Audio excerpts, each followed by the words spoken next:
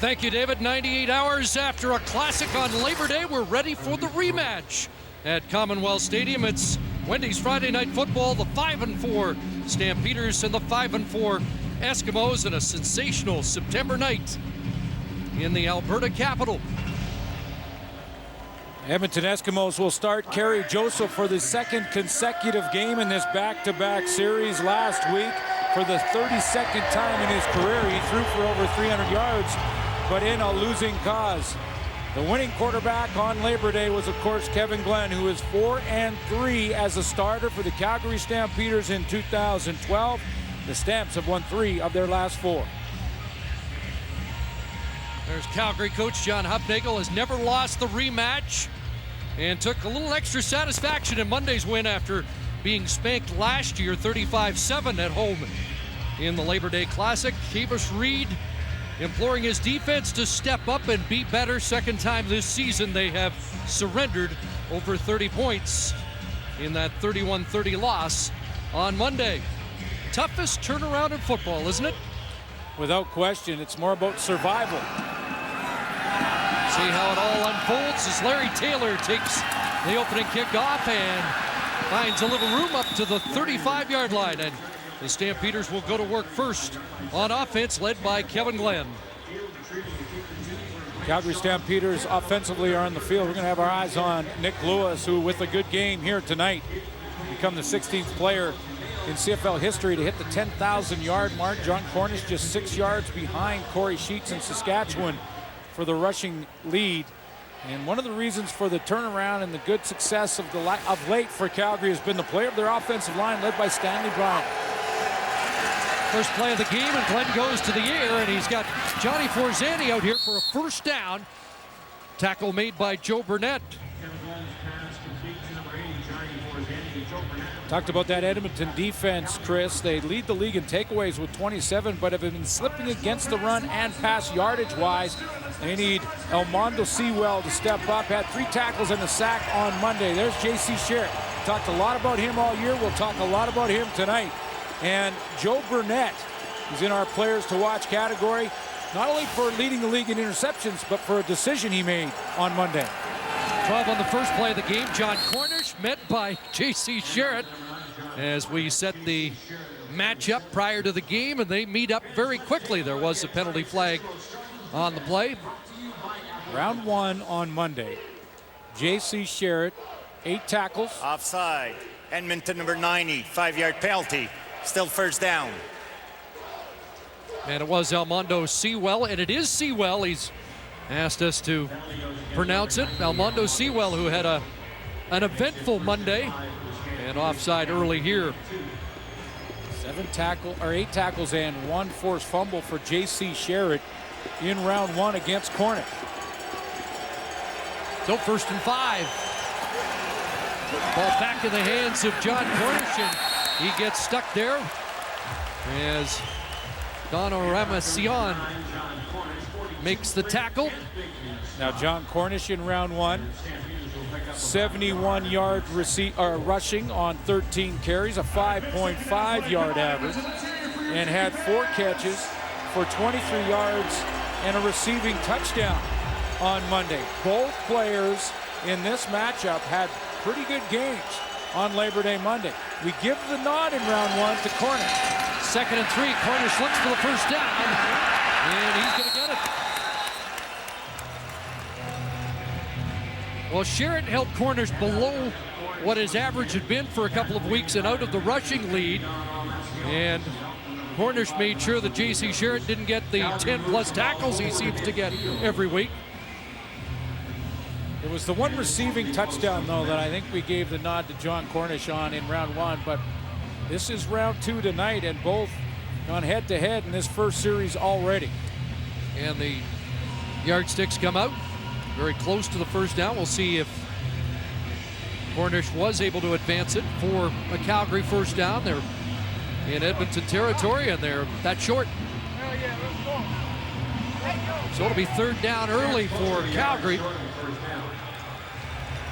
And the offense will stay on the field. Bo Levi Mitchell got in trouble going sideways last week. if he's learned from that, will just follow his center, John Gott, or will he go along the line of scrimmage trying to pick and weave and find a hole? Third and just under a yard. Straight ahead. And a decent push should have it. Lesson learned. In behind John Gott, the center. Dimitri Sumpas having a big year at right guard. Oh, that offensive line for Calgary has really stepped up since they've come together, and a couple of additions made. Jamichael Dean at right tackle, number 64, started last 5 weeks. Spencer Wilson at left guard, and of course Stanley Bryant, who I mentioned, at left tackle. First down, direct snap, John Cornish to the wide side, and Cornish breaks the tackle and rips off a good first down gain of 9. Stanley Bryant started the first 2 and then has started the last 3 after missing a whole bunch of games, and Spencer Wilson has started the last 4 games. If you take that 4-game period, this team has won 3 of those games, allowed just 4 sacks over that time. That's 1 per game, obviously. And Cornish alone with 443 yards rushing, over 500 as a team. The offensive line's playing well. You're going to get some yards on offense, especially rushing. And since they brought that group together, they play very good football. Mitchell back in, another short yardage situation, and again, straight ahead, and he stayed on his feet for extra yardage and moves the chains. Good looking opening possession by Calgary. They have 2 first possession touchdowns this year. Let's go back on that 9-yard gain by John Cornish, and I want to show you why Stanley Bryant is a guy to watch in this football game. Watch the left tackle right here as he's going to step out on this pull, get in front of Cornish, and just take a look at the physical presence that he brings to the table as he just takes his man straight to the ground. That's Lee Robinson at defensive end. Kevin Glenn takes a shot, and Forzani brings it down. Touchdown, Johnny Forzani. His first touchdown of the season, and the Stampeders open with a major score. Talk about the tough turnaround, Chris, and getting an early lead and trying to pad that lead as quickly as possible before the fatigue catches up to you is important in this back-to-back game. And what a catch by Johnny Forzani, who now has a 5th catch over 30 yards. 37-yard touchdown strike. It caps an 8-play, 75-yard touchdown drive for Kevin Glenn and the Calgary Stampeders. Big start out of the gate for the Stamps, and a touchdown lead. In the first of the home and home. 2 catches, 47 in that one, and has become sort of the deep threat for the Calgary Stampeders. Long on the season, 50. That one over 30. That's his 5th. Over 30 yards. The man he beat, Joe Burnett, on the return. And Burnett's going to get ridden down before he reaches the 30-yard line. The tackle made by Carl McCartney. Nice route running on this touchdown by Johnny Forzani on the outside, and there he is there up against Joe Burnett, as you mentioned. Watch the double move. Now, the key on a double move like that for Forzani is he's got Joe Burnett now with his feet stuck in sand, and that's when he gets that separation and about 1.5 yards in behind him. But the key on a double move like that is to be able to restart it quick, and Johnny Forzani had those quick feet. See how Kerry Joseph and the Eskimos respond. Start double tight end. And Joseph for Kerry Cope. He did not have a catch Monday. Key drop in the final drive for the Eskimos, but Coke starts with a catch here. Offensively, the 3-headed monster is on the field when it comes to the running back position for the Edmonton Eskimos. Hugh Charles, Corey Boyd, and Jerome Messam all are dressed, and we'll see the football tonight. Starters to watch, brought to you by Rona, proud partner of the Canadian Football League. And it's 8 teams. 5 for Coke. 2nd and 5. Empty backfield. 6 receivers out for Kerry Joseph. Pressure on. And Coke's got a good grab up at midfield. Well, that's the sure hands that we've become accustomed to from Kerry Cope. Well, and Kerry Joseph threads the needle as well, and Kerry Cope is going to come from the left of your screen as he goes straight down the seam. The pocket started to collapse, but you could see the small window that Kerry Joseph had to throw it in there.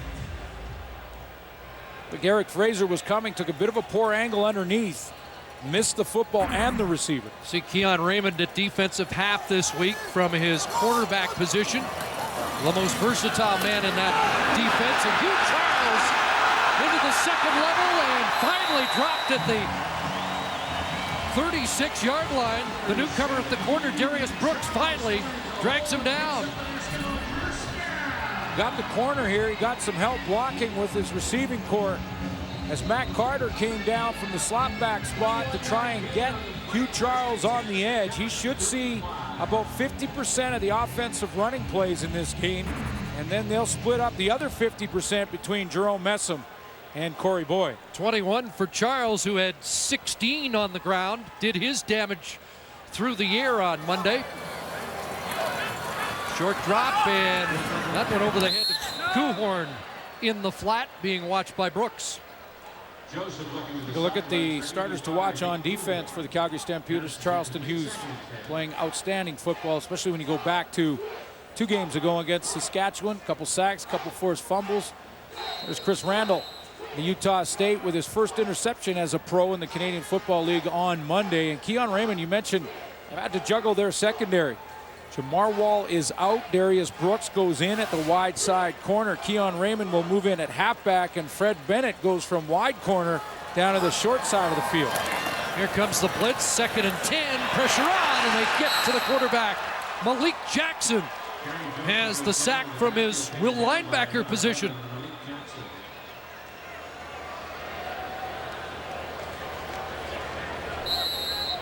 First sack of the year for Jackson, and the 18th of the season for the Calgary Stampeders. It looks like he's working on Greg White here, and he just comes in a one-on-one matchup on the blitz. Ends up with a nice inside move, keeps pushing, and then comes down that inside lane.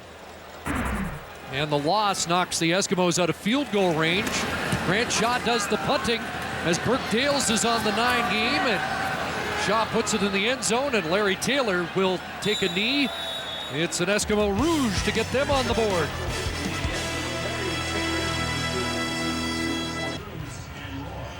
Well, a good start for the Stampeders, who have won 5 straight here. I found that a little surprising. Have the knack in the rematch of getting it back together. There's Marquay McDaniel, the catch, and he has a first down up at the 48.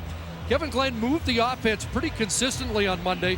5 drives over 50 yards, including touchdown drives of 75, 75, and 51. He had 2 drives, though, stall because of turnovers over 50. Yeah, resilience was the word I was thinking of when I watched Kevin Glenn's game. He had a couple of peaks, a couple of valleys, and when he was in one of those valleys, he fought his way out of it. And there's the ball in the hands of Nick Lewis, cutting into that quest for 10,000, the 150th consecutive game, with a catch for Nick in his 150th game. And he has caught one in every game of his career in the Canadian Football League, at least one. So he's now 5 catches from 700 and a short gain of 3, which means he's 89 away from becoming the 16th player in CFL history to hit 10,000. See if the odometer clicks over tonight for Nick Lewis. 2nd and 7, and it's swung out to John Cornish, and there's Damaso Munoz, who was the leading tackler on Monday, and Kavis Reed was saying this week he's had an exceptional year and just seems to be getting overshadowed by the brilliance of J.C. Sherritt. 10 tackles for Munoz, who steps up into the gap and then goes out in his responsibility to cover John Cornish out in the backfield. Great open field tackle there out of Rutgers. Tomaso Munoz is being overshadowed, but having an outstanding year. Here's Maver. And that punt near the sidelines. Not much room for Burnett. But he does break one tackle.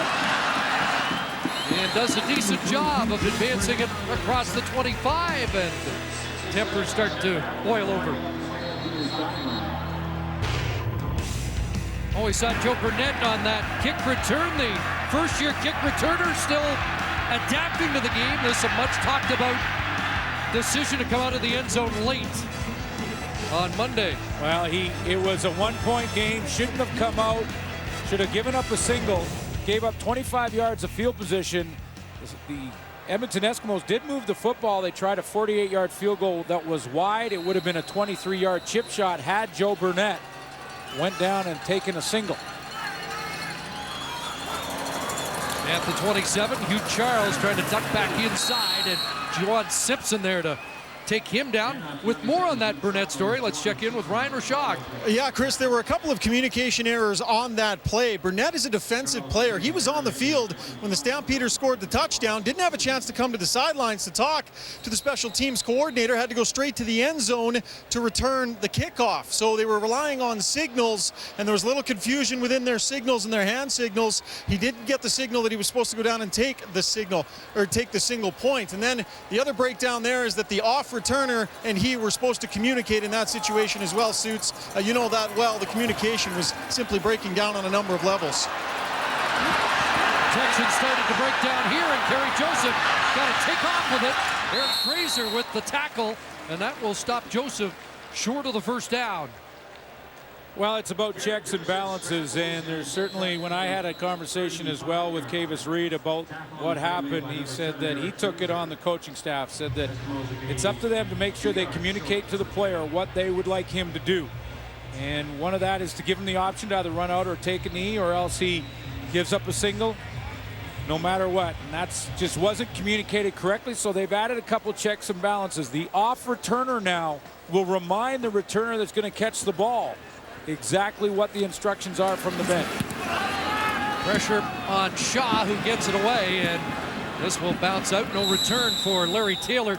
By the way, the cover teams for both on Monday did a solid job.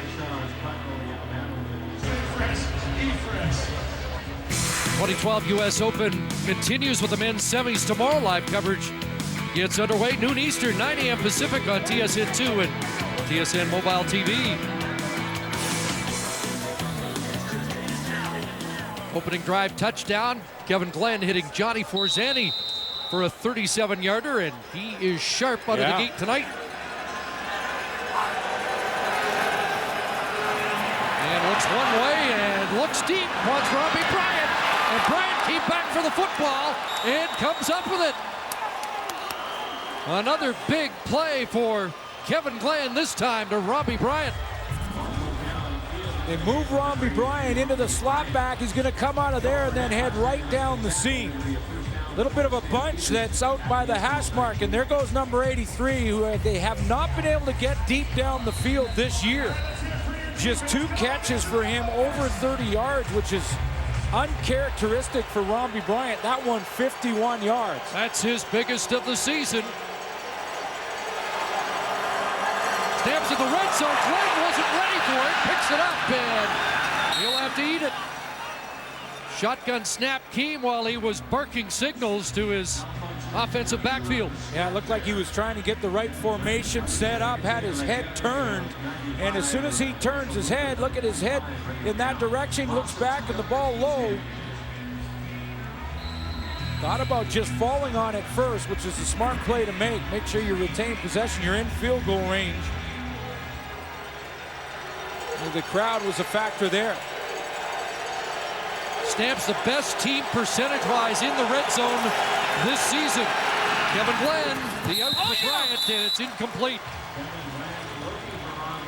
His first incompletion of the game, and the drive stalls. Now, such a small margin of error when it comes to success or failure when you're down in the scoring zone, in the scoring area. One little communication issue between John Gott and Kevin Glenn puts them in a 2nd and long situation. They can't convert. In the Canadian Football League with just 3 downs, you just cannot make that kind of mistake. And the Stamps have been excellent in the red zone. Already Paredes puts it through. They'll take 3 after that big play from Glenn DeBryant. And the visitors lead by 9. Won here 30-20 last year. 71% in the red zone. That's number 1 in the Canadian Football League for John Hufnagel's team. And that small mistake in communication, they settle for a field goal, have the 9-point lead. And it looks like the Edmonton Eskimos will switch things up at tailback.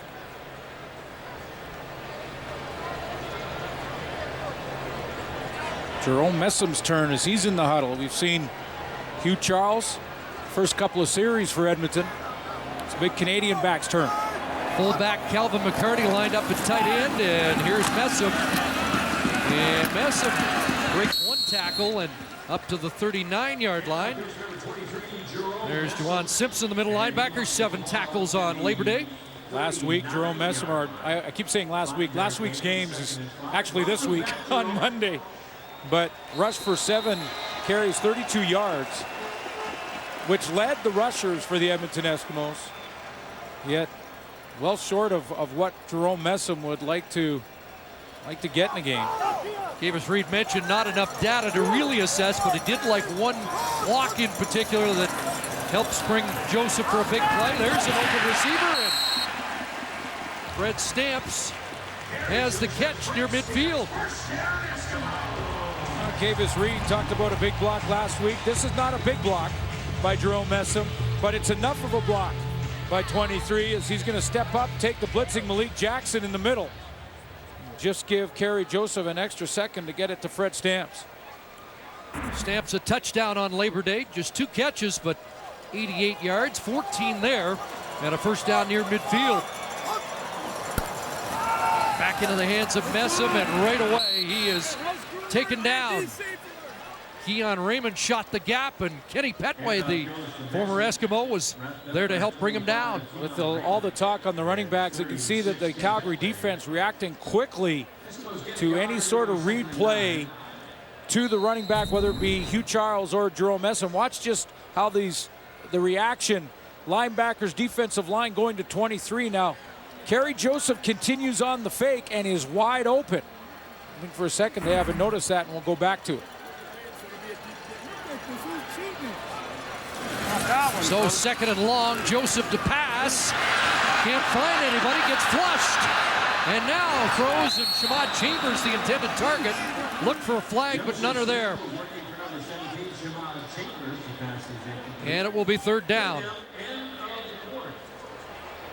Final play of the opening quarter, a good one for the visitors who score on their opening drive and lead it 10-1.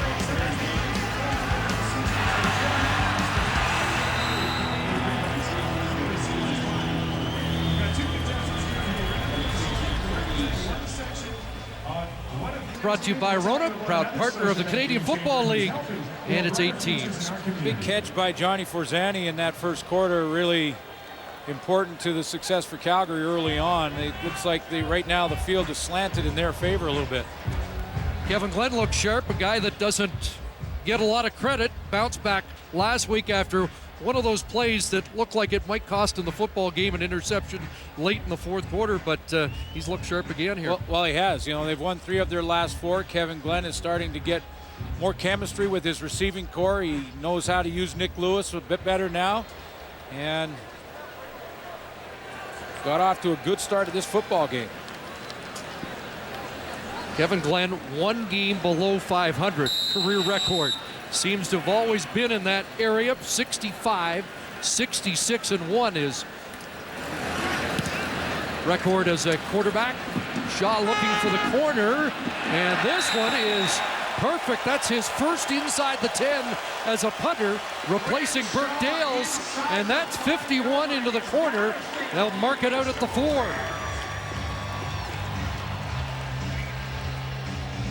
And there's the all-Canadian punter who's on the 9 game.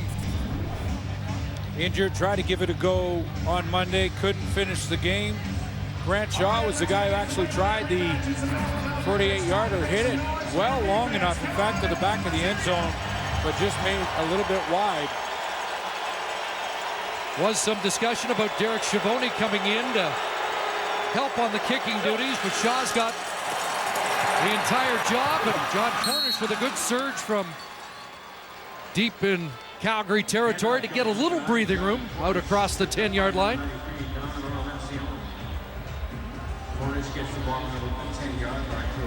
13 carries, 71 yards on Labor Day. And just the blocking up front here from that left side again. Stanley Bryant, Spencer Wilson, down block, double team right there. That opens up a nice hole.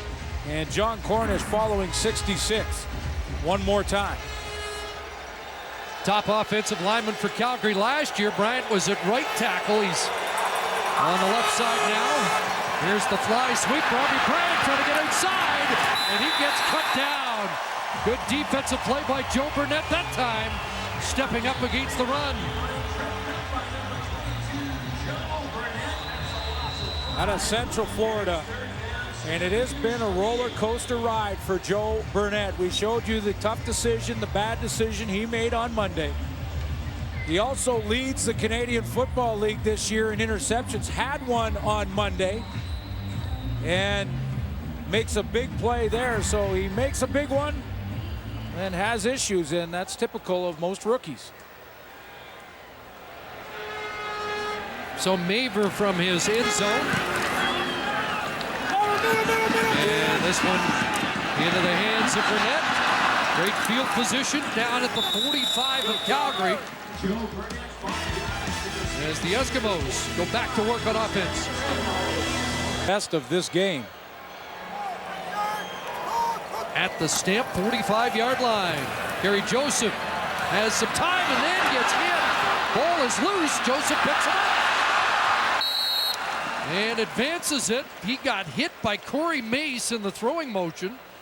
Wasn't so sure they were going to call that an incomplete pass, but it's being ruled a fumble, and for Edmonton it ends up being a pickup of a couple. Well, I think initially Kerry Joseph thought it might be ruled a forward pass. That's why he hesitated, realized there was no whistle, and continued on, picked it up and advanced the football. And I think the officials got the call right. Second down, quick hitter snaps the catch, but he'll be short of the first down, and a decision for Kavis Reed here, as the spot's going to be a yard and a half or two away from first down territory. This is an interesting decision to be made here by Kavis Reed, because he's in field goal range. Grant Shaw has the leg to make this. Try a 41, 42-yarder. You're tempted to go because you're this close and in positive territory with the best field position. They're going to keep Grant Shaw, and Kavis Reed's going to go and try and get it. You could tell he's a little nervous about that. Took a look down at the yardstick. I wonder if he thought, in hindsight, boy, that looks a little longer than I first thought. Yeah. Got to get to the 35. And the handoff is Charles ducking inside. He's got it. And a little bit more.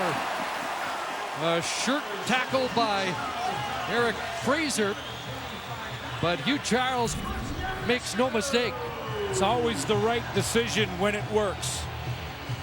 And Hugh Charles makes it work. I was actually a little surprised that, one, they decided to go on what was a long yard, and two, they didn't go with Messam or Corey Boyd as the tailback with a little more power. But you're always right when it works. Stamps and Koch in motion to the wide side. Kerry Joseph looking that way. Nothing there, so now he'll dump it down. And here's Charles underneath. Hugh Charles with a 123-yard pass receiving game on Monday. Second 100-plus yard game of the year for Charles in that capacity. The last running back to do that was Kenton Keith back in 2006. So doesn't happen very often where a tailback gets 200-yard receiving games. By the way, that 123 last week for Hugh Charles, the best for a receiver for the Edmonton Eskimos this year. 2nd and 6. And the out is thrown. It is complete. Shamad Chambers, the rookie, has the catch right at the first down stick. Organization made a trade this week, picking up Matthew O'Donnell, the offensive lineman from the Saskatchewan Roughriders, for Greg Carr, who did play that wide out spot. Shamad Chambers will get a lot more reps with that trade being made. Neat perspective on that last angle we showed you as Gary Joseph had to sidearm that around the rush. Marcus Henry is back in the lineup for Edmonton off the 9 game, and this one will get thrown away in the area of Kerry Coke, but the pressure was on. And it will be 2nd and 10. Mentioned that the Stampeders #1 in red zone production percentage-wise. The Eskimos #7 at 47.6%, so under 50% scoring touchdowns when they get inside the 20. That's Marcus Henry, who comes off the 9 game injured with Greg Carr, part of that trade as well when they could bring him off the 9 game. 2nd and 10. And again, it's dumped down for Charles. He gets tripped up by the corner, Fred Bennett. And it will be 3rd down, and the Eskimos will have to settle for a field goal. Calgary Stampeders fortunate that they have athletes like Fred Bennett and Keon Raymond in the secondary that are versatile enough to be able to move around. Jamar Wall was injured late in the game on Monday, so Darius Brooks took his spot. They moved Keon Raymond, who's played almost every position on defense, except the D line, into the halfback, and Fred Bennett to the short side, and it was Bennett who made that nice play. Here's Shaw, who missed from 48 on the final play. And from 22 yards out, makes no mistake. And the Eskimos are within 6.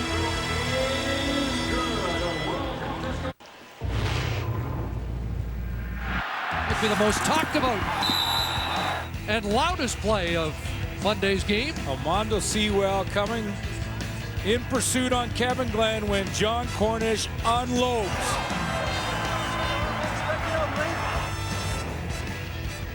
The ruling by Tom Higgins, by the way, the head of officiating in the CFL, was that it was a clean hit.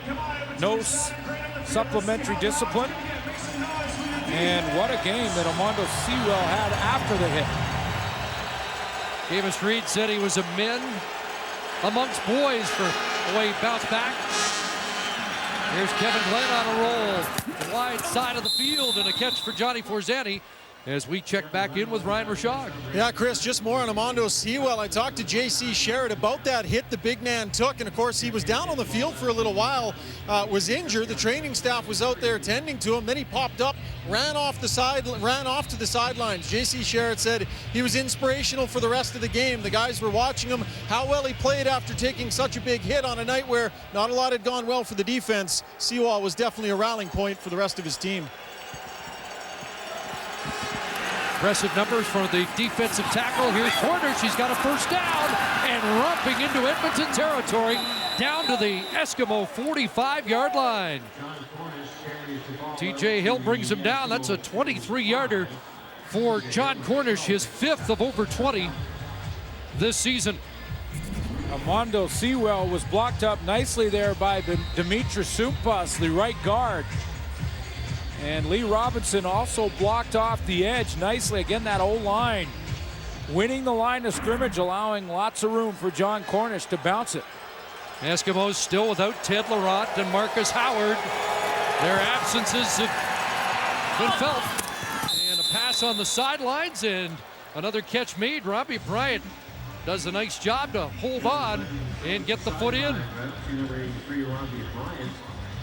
That was a bullet from Kevin Glenn. He put a lot of heat on this fastball. Timing bang on as Robbie Bryant gets right to the sideline. Does he keep his foot in? I think he does. You can see a little bit of green in between that left foot and the white stripe. Textbook stuff.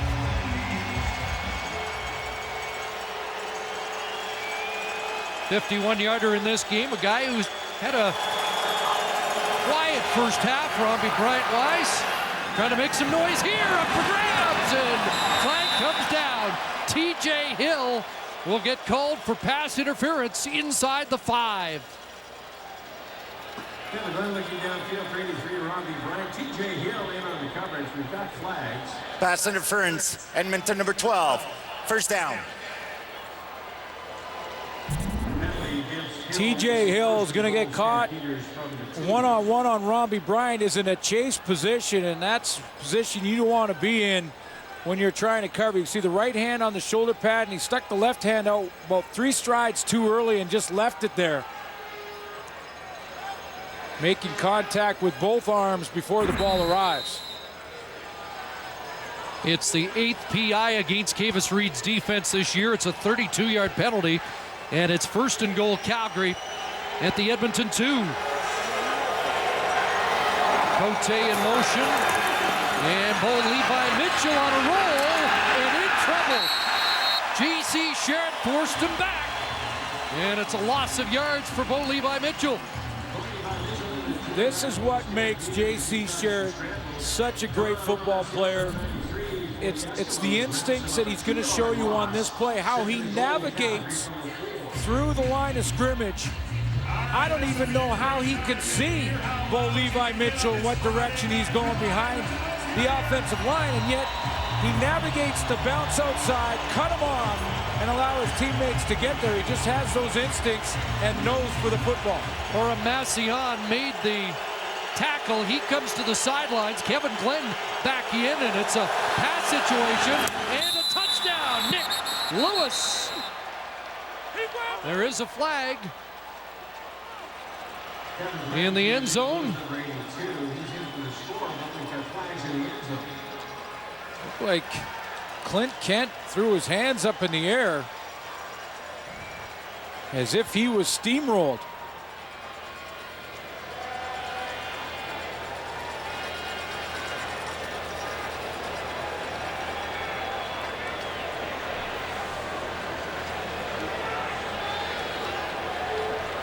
And it is going against the Stamps, so the touchdown. Pass interference, Calgary number 82. 10-yard penalty, remains 2nd down.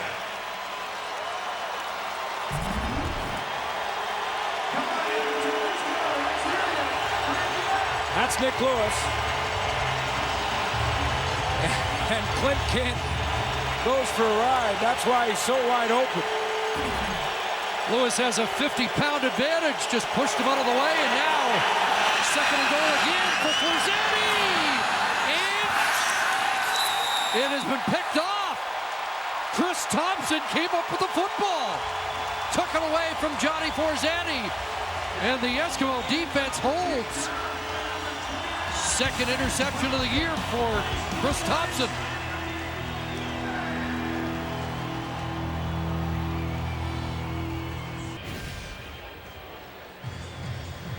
Great battle between Chris Thompson, Johnny Forzani. And when they come down, it's Thompson with his hands on the football. Now there's some Calgary fans wondering if that would be ruled a simultaneous catch with Forzani having his hands on it first. But it looked like Chris Thompson pulls it out and has possession before they hit the ground. I see y'all, Thompson family. I know what it is. All the fellas No back home. challenge from Calgary. Upstairs, man. Two-time All-CFL DP, his 23rd career interception. And that, oh, sorry, Chris, that's not an automatic challenge because it's not a scoring play. For the Eskimos, the 8th consecutive game in which they've had an interception. Jerome Messam plowing across the 30 to the 32. Or check that, Corey Boyd with his first carry. That's about 6 out of it. It'll be 2nd and 4 for the Eskimos. 31. Good acceleration. The hole. More similar type of back to Jerome Messam. Can play the power game between the tackles, but has the speed on the outside, probably more speed, natural running ability. And for a game like this, fresh legs compared to just about everybody else on the field. Yeah, great point. 2nd and 4. And straight ahead, they're going to be short. Was that the forgotten running back of the 4 of them, we should be saying? Was that Calvin McCarty who got that? He is overshadowed, McCarty. who has become the fullback with the injury to Matt Bertrand and with the overload at the running back position. And we've got an injured Eskimo at the bottom of the pile, and the crew comes out to take a look at Greg White, the right tackle, or the right guard, who's had some knee issues this year. Doesn't look like this is the problem this time. Just trying to keep his head. So I talked to Cavis Reed about their running backs and how they're going to play him here tonight. Hugh Charles, as I mentioned, should get about 50% of the reps, and Messam and Boyd will split the other 50%. And he said it will be situational, where he wants the power game, he'll go with Messam.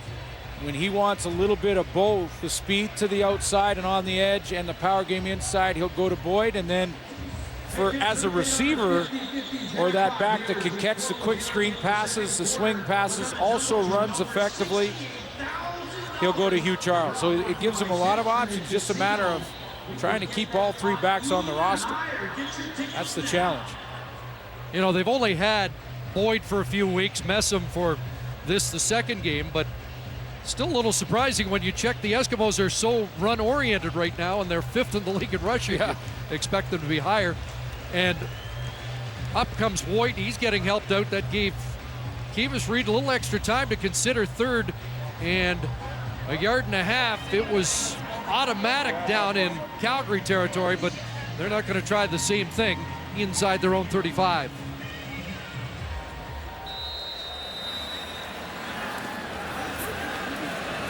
So there's Larry Taylor dropping deep. Start to get the feeling that Larry Taylor's due, isn't it? Yes, you do get that sense. End over end for Shaw, and it takes an Eskimo bounce. And Taylor all the way back inside his 5.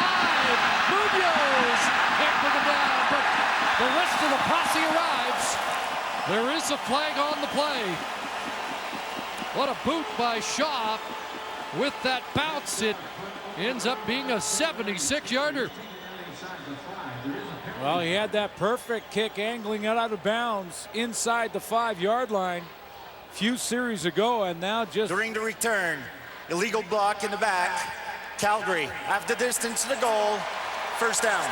now he pounds that one and gets the benefit of the bounce. And for Larry Taylor, that's the importance of catching the football in the air. And when he had to react late to this ball, couldn't get underneath it to catch it in the air. It takes a funny hop on him, and then it chases him all the way back inside his 5-yard line. And it's Munoz again, playing great on those special teams, gets first contact. So a net of 73 yards for the Eskimos. Mark Killam conferring with his returner as the Stamps are backed up. It's Glenn finds a receiver, and Robbie Bryant's having a good Labor Day rematch here in Edmonton. That's his third catch of the game. Valuable real estate and a key first down. I just think Kevin Glenn is getting more and more comfortable in this offense. He is standing in his own end zone. And that pocket's starting to collapse, and yet he has the confidence to pump fake once and get it outside to Robbie Bryant. Dave Dickinson has figured out what he does well, and he's working that into this offense since he took over for Drew Tate. And looks more and more comfortable all the time. 15 for Bryant, and now it's John Cornish ahead, and Cornish will be dragged down by TJ Hill. Back-to-back big plays for Calgary, and an 8-yard pickup for Cornish. You know, he started 7 games.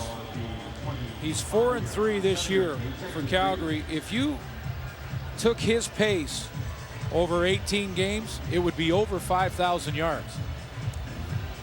3-minute warning given to the benches here as Calgary tries to get out of their own end. Inside 3 minutes to go here in the first half. Then it's GMC Live at the half. We'll check in with Dave, Jock, Milt, and Schultze will update the adrenal levels of this first half. I'm sure he likes the way Stanley Bryant's playing at left tackle for the Calgary Stampeders, showing a couple of good blocks from their big tackle. Stamps have had one big first down out of the hole, looking for a second. Pressure on underneath, the crosser, and Joe West has the catch and a first down. Just one catch for 3 yards on Monday, but Joe West moves the chains. 18 yards on that. Big target across the middle, and there's time because of the play again of left tackle. Here's one for Chris Schultz, our offensive lineman. Poised to talk at halftime here about the first half. Good protection up front, allows Joe West to get through there. And when he does, Kevin Glenn hits him. Nice throw and run. They started inside the 5. And some early movement on that Calgary offensive line. But already Kevin Glenn's mission accomplished so far. Legal procedure, Calgary, number 66, 5-yard penalty, still first down. There's 66 for the wrong reason being mentioned. Stanley Bryant. But 2 and out from inside the 5, and the Eskimos are really in nice shape. But Kevin Glenn putting up impressive first half numbers. First and 15. And Nick Lewis trying to make a one-handed catch. And TJ Hill was on the scene to bust it up. This is about film study. This is about a player understanding. Excuse me, there he is right there. This is about a player understanding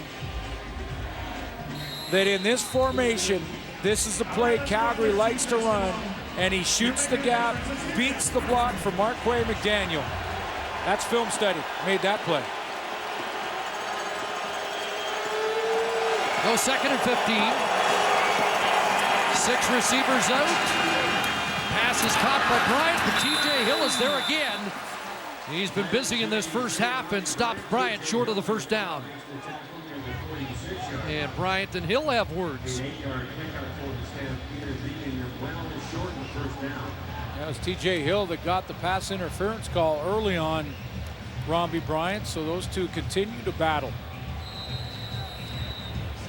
Just on the play previous, did you think Nick Lewis was a little casual with the one hand? I mean, Hill makes a great defensive play. Yeah, I'm not sure that he knew that Hill was going to close that quickly. Usually on those bubble screens, you have more time to sort of gather it in. It's not like Nick Lewis is casual on the field very often. That one slips past Kerry Coke, and a flag flies. Coke trying to get to the corner, and is angled out just inside the 20-yard line. We'll see Coke once in a while spelling Joe Burnett.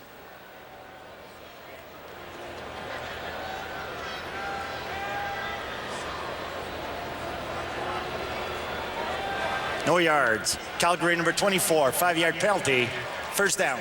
Keenan McDougall, the rookie, and it is moved up to the 20. Focused a lot on the running back situation for the Edmonton Eskimos, but going to come back and win this football game. Kerry Joseph's going to have to put it up. He had some success down the field, some deep balls on Monday, one being to Fred Stamps for a touchdown. He's only got 2 catches in this first half. Joseph over 200 yards in the first half on Monday.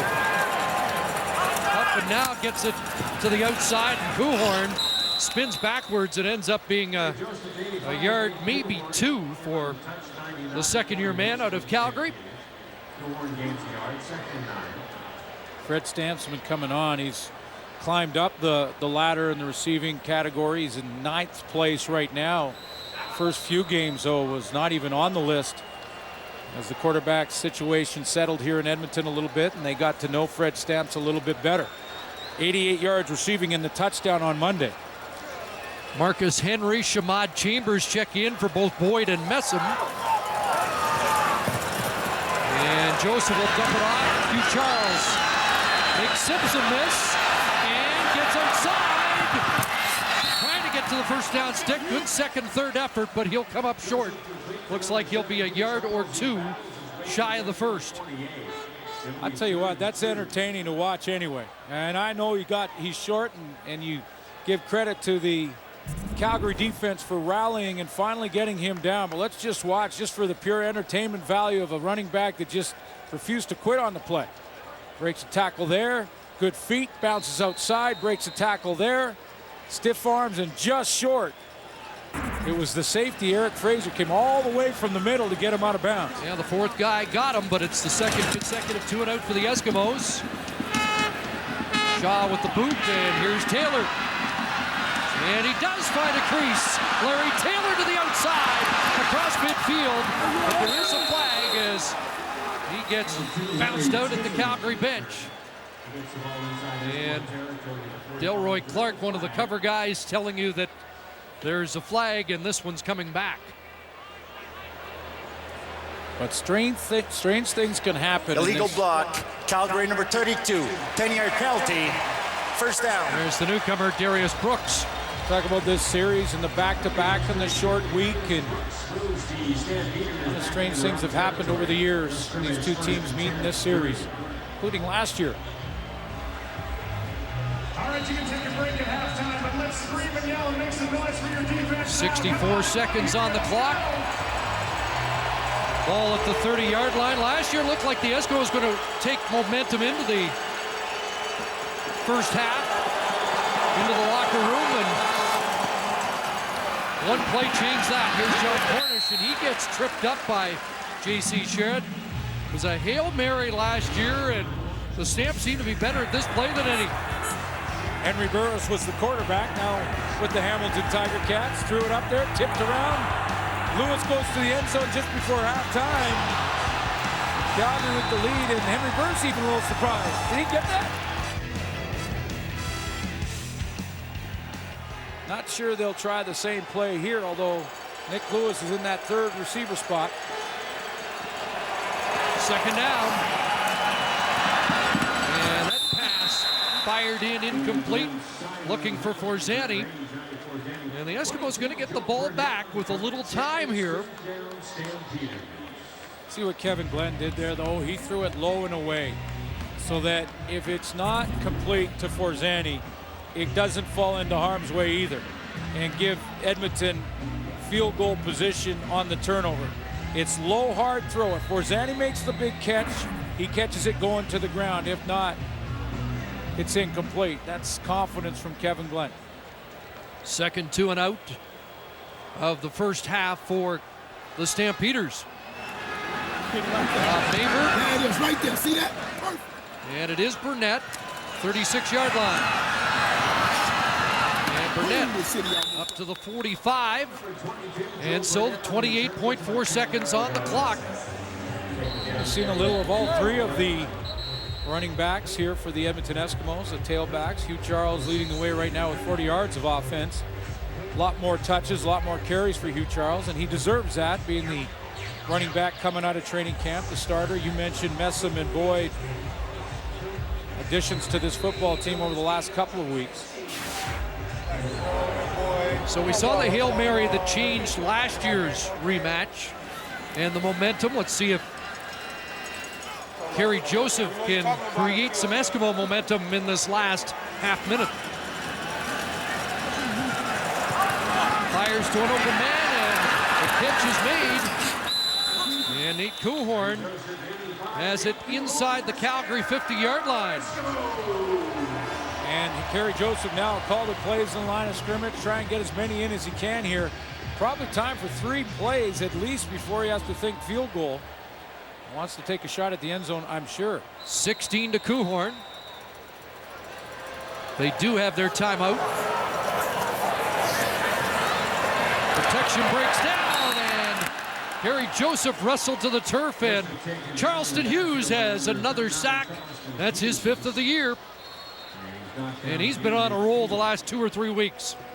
Well, he has. Didn't get a sack last week, but he had 6 tackles, and the week before had 2 sacks against Saskatchewan. Goes up high, but has the speed to come back around the horn and catch Kerry Joseph as he's trying to step up in the pocket. Number 51 on the top 50 list keeps reminding voters, you made a mistake, guys. Well, he's taken a step, you know, and I think that he's been sort of right at the edge of becoming a great rush end over the last couple of years.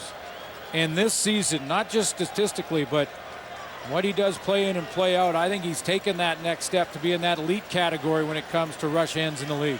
6 tackles Monday, a big sack here, 2nd and long.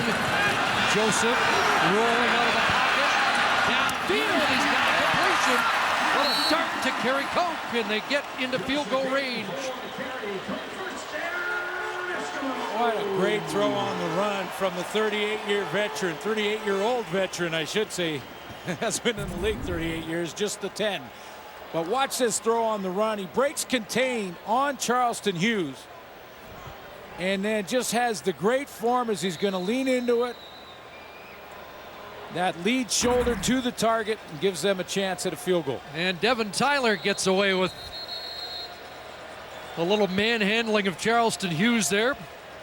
Timeout, Calgary. And now Calgary will try and ice Grant Shaw, who had missed 2 straight coming into this game, has hit once in this game and now sizes up a 42-yarder. This is just a pretty throw on the run from Kerry Joseph. And this is, watch how he steps around here. Leads with that front shoulder, doesn't break stride, nice even step. And that is bang on the money. So Shaw for 3, looking to make the Calgary lead 3. Problem with the snap. Matt Nichols going to throw deep. He's got a man. Corbett Sharon, touchdown.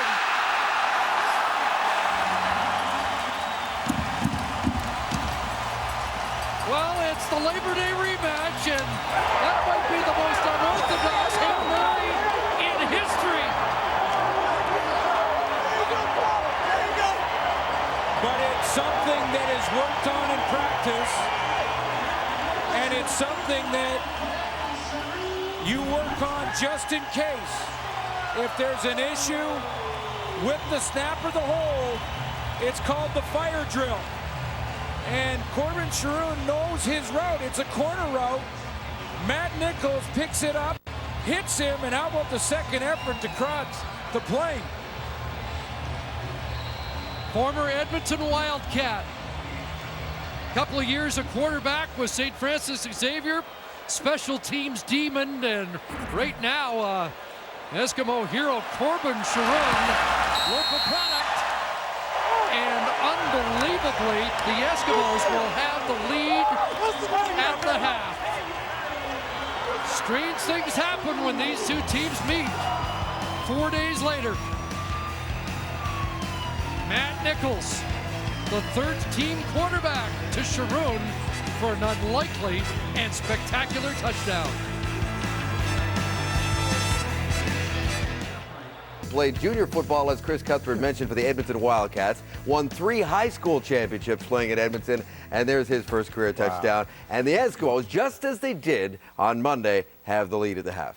Yeah, that's a play that we don't see very often. In fact, in all the years that I've been playing and watching football, I'm not sure I've ever seen that actually work. And what people have to understand is that every field goal unit has a fire drill. And that means when the snap goes awry, the holder and the kicker are supposed to yell fire, fire, fire as loud as they can, which means that the receivers who are eligible have pre-arranged patterns. One guy goes in the out, one guy goes in the corner. It's the same thing. Every team, every field goal unit. It never works, except here. It worked like a charm. And what a great job by Corbin, bowling over 2 guys to get in the end zone. Yeah, fantastic. Looked like they were just trying to make it close at the half, or closer, and they got a 1-point lead. All right, let's stay with the Eskimos here, because I just want you guys to explain something to me here, okay? I know this is the 2nd game in 5 days, so this is probably advantageous to have this many running backs in your backfield. Now, I've heard of a 1-2 punch out of the backfield. I've never heard of a 1-2-3-4 punch. And each guy has got at least a carry, including Calvin and McCarty. And, you know, we've talked about this before, and the Eskimos say they love the depth. And depth is good, Schulte. Yes. But just explain to me long-term how this is going to work itself out. The long-term, I have no idea. I mean, unless they're auditioning the talent for future trades or trying to get something value for the excess of running backs. I mean, we've seen them all. We've seen Hugh Charles, who I think is the best running back out of the four because he has a level of elusiveness and speed that's going to gain grounds, and we see him there early in the game. Now, right now, trust me, Hugh Charles is into it. Well, okay, then you go to Jerome Messam, and he did have one good power run. And, okay, now Jerome Messam is into it. No, let's go to Corey Boyd. Now, this is a good run, but, you know, he's into it. Now he's not into it. He's on the sidelines. And we also saw Calvin McCarty, the most versatile player that they have is the running backs. Now, I understand you go from power, you go from finesse. It keeps the defenses off guard because they see different styles. But what about allowing the guy to get into the game? When I see John Cornish, guys, I see a guy who is into the game. When I see 4 running backs in a league where is dominant passing, doesn't make any sense to me. Well, I really don't understand what's going on. It makes me feel like I'm watching a preseason game where you're trying to get everybody into the game. And I couldn't imagine being a receiver and having to rotate with Jock and another receiver and not knowing what's going to happen, not knowing the rotation, and you're getting into the rhythm of the game, and you come to the sideline and your coach tell you, well, we're going to play the backup receiver or backup running back. How does that happen? I don't understand what's going on. I don't think this is going to happen next week. I think this is an audition. I think Hugh Charles is there and maybe a trade bait between Messam and Boyd. I don't know. But to continue this on, this is not what's going to happen with this team. This team wants to be a running team, and this is not going to do it. I don't get it either. Corey Boyd, giving him a couple carries isn't going to audition him. People could have a couple years of film that they can look at Corey Boyd. They don't need to watch him on a couple carries for Edmonton. There's a few positions where I agree you can rotate. Running back is not one of them. The one thing if I was a coach, what I would do with a running back is every time I'd rotate, I'd give one guy about maybe 4 or 5 series. The other guy would get all the series unless he had a long run. If someone rips off a long run and they're tired, absolutely get the other guy in there. Yes. But 3 featured tailbacks, I can't ever see a justification for that. Milt, I can't believe Jerome Messam's going anywhere. Any trade, too valuable, right? Rating and most outstanding Canadian, too valuable there. Hugh Charles, though, I tell you what, he is running like he wants to give the coaches no choice at all. It is 11-10 Edmonton at the half. 1-point game at the end of the festivities on Monday, and it's a 1-point game at the half here on Friday Night Football. The Eskimos with an 11-10 lead. You look at the numbers there, the passing yards kind of got a little closer because of that 35-yard touchdown pass. Nichols to Sharoon, and Ryan Rashog just spoke with the quarterback, Nichols. Matt, a bizarre play to end the first half. That's the 4th pass you've thrown this season. Tell me what happened. The last couple of weeks we just kind of had, a few troubles with the center hold exchange, and something we've been working on. Is last week we had our fire drill, no one really released for me, and something we got to work on this week, and Corbin did a great job getting out for me. Is that one of those things where it doesn't happen often, but you just have to stay sharp in those moments? I mean, it's just one of those things where just kind of instincts take over. Before I knew it, all of a sudden I was celebrating a touchdown. So it's just one of those things where when something bad happens, try not to make it worse and try and make something positive out of it. Hey, first touchdown pass of the season for you. Congratulations. Thank you very much. That's actually my first CFL touchdown, so even better. A better way to do it, I guess. But thanks. Thank you. There you go. Go Eskies! You gon' give it to me. All night long, It's Friday Night Football.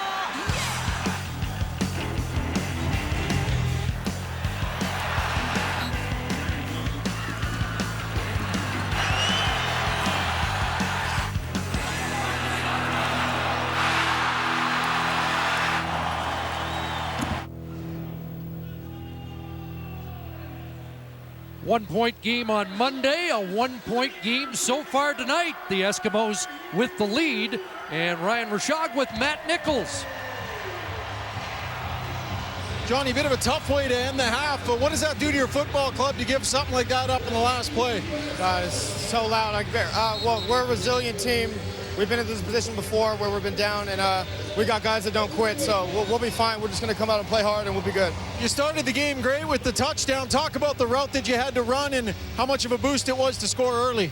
It's always nice to get going early. I got him on a double move, and Kevin threw a good ball, and I was able to adjust to it. But that's behind us, and now just trying to have a better second half. Thanks, Johnny. All right. Johnny Forzetti. There's Matt Nichols, who celebrates his first Canadian Football League touchdown pass, and a lot of people in Edmonton think he's the quarterback of the future, and the guys were joking about it. Obviously, he's not moving up the depth chart that high tonight with one play, but some presence of mind for Matt Nichols to get the Eskimos in the lead heading into the second half. Well, perfect on the fire drill. Jock Climby talked about it, and every team practices it. If there's a breakdown from center to holder, that's what you do, work to perfection. Kickoff off Burnett, and he manages to hang on the balance beam and work up the sidelines. Kickoff that almost went out of bounds, and Let's check the Eskimo offensive leaders in that first half. Kerry Joseph completed 78.6% of his passes. Not the 200 yards he had on Monday in the first half, but 102 yards passing. Hugh Charles was the hardest working back out of the backfield with 40 yards of offense. Kerry Koch a few catches. Matt Nichols, by the way, if something should happen injury-wise to Kerry Joseph, would probably be the next quarterback out of the gate for Edmonton in this game tonight. Here comes pressure, and the pass is complete. Juwan Simpson closing down Marcus Henry, who makes his first catch. Just checking that Eskimo offensive lineman. Corey Boyd wanted to get on the field late there, and they might have run that play with 11 players. Boyd now heads into the huddle, and I didn't see anybody come off.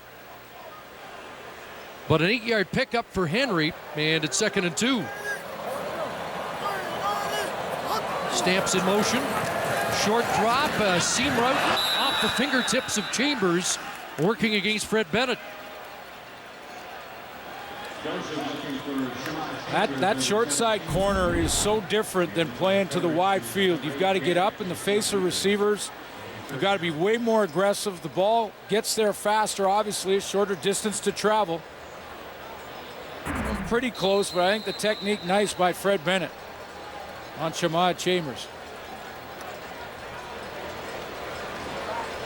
Marquay McDaniel joining Keon Raymond deep. Larry Taylor handled the duties in the first half, and check the sidelines. He may have been nicked.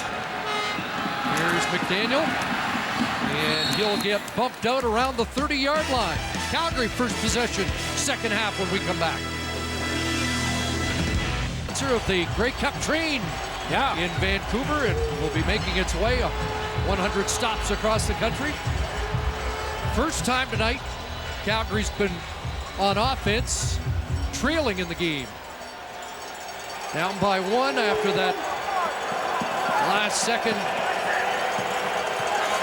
touchdown to end the first half for Edmonton. Kevin Glendorf steps up, takes a shot, and McDaniel lays out but can't reach it.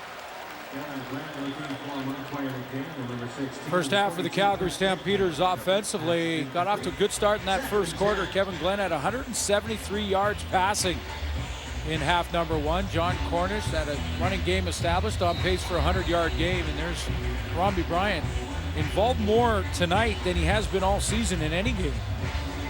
Season high in yards for Bryant. He has had a 7-catch.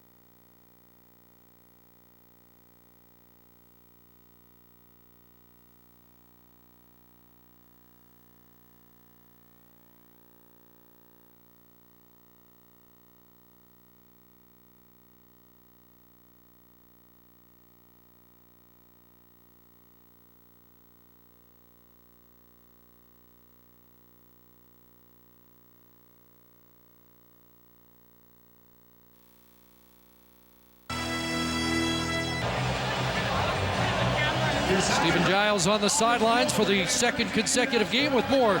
Let's check back in with Ryan Rashog. Yeah, Chris, basically it was in Giles' hands to make this decision. 2 days ago, he told the media he felt pretty good. Well, Kavis Reed said, considering how well Kerry Joseph played, pretty good, we're going to need a little better than that. Well, yesterday he went to Reed and said, I'm not 95%. I'm not ready to go. He made the decision not to go. Kavis Reed said he appreciated his honesty. Kerry Joseph goes tonight. But the question is, guys, if Joseph plays well and wins tonight, what do they do next week? Joseph has his pass batted down. Justin Phillips with the knockdown. It's a great question because it's a calf injury. Stephen Giles feels like he's right there on the bubble. In fact, he may see some reps tonight. Kavis Reed told me they might want to just see how he's moving around and play him a little tonight. But he also said that should Kerry Joseph go down to injury, then Matt Nichols would play the rest of the game and has taken some of the first team reps throughout the practice week. 2nd and 10. Joseph looks downfield and he's got a completion. Here's big Marcus Henry. Eric Fraser broke on the football looking for the pick, but Henry's got the ball. Marcus Henry, tremendous concentration to be able to not be distracted. He's going to line up inside. This is something he didn't do last year with the Edmonton Eskimos. Again, coming off the 9-game injured.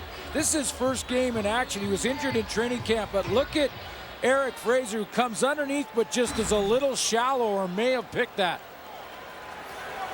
One of the reasons Greg Carr was moved, Henry being available. Here's Shamad Chambers, who the Eskimos say they'll lean on more in the second half of the season. The rookie on schedule as far as they're concerned, and they like his progression so far in his first year. He'll get a lot more reps. And just to finish the thought on Kerry Joseph, I agree with Ryan that, you know, if he can lead this Edmonton team to a win tonight after coming off a 300-yard passing game, the only 300-yard passing game for the Eskimos all season, what do they do next week when Giles is healthy? I think it'd be very difficult to take Kerry Joseph off the field as the starter. Man, the Eskimos now have too many men on the field. Illegal formation. Edmonton had 13 men in their formation. This is a 10-yard penalty. We'll repeat, second down. So there has been confusion here. We can confirm the first play of the second half on offense. They had 11 on the field, now 13, and makes you wonder if this comes back to all the rotation at running back. Well, that's got to be part of it. And two guys real new to the lineup in Jerome Messam and Corey Boyd, and have to understand and be right beside the coach to know when they're coming on the field and when they're not.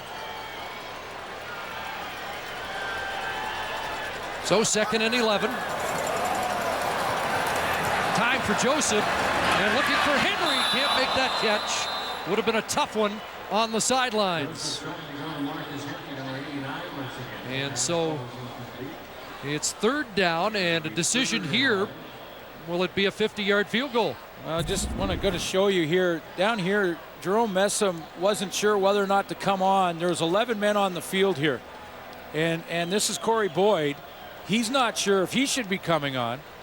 And they never did get on. And then Corey came on late. So that was the confusion early on.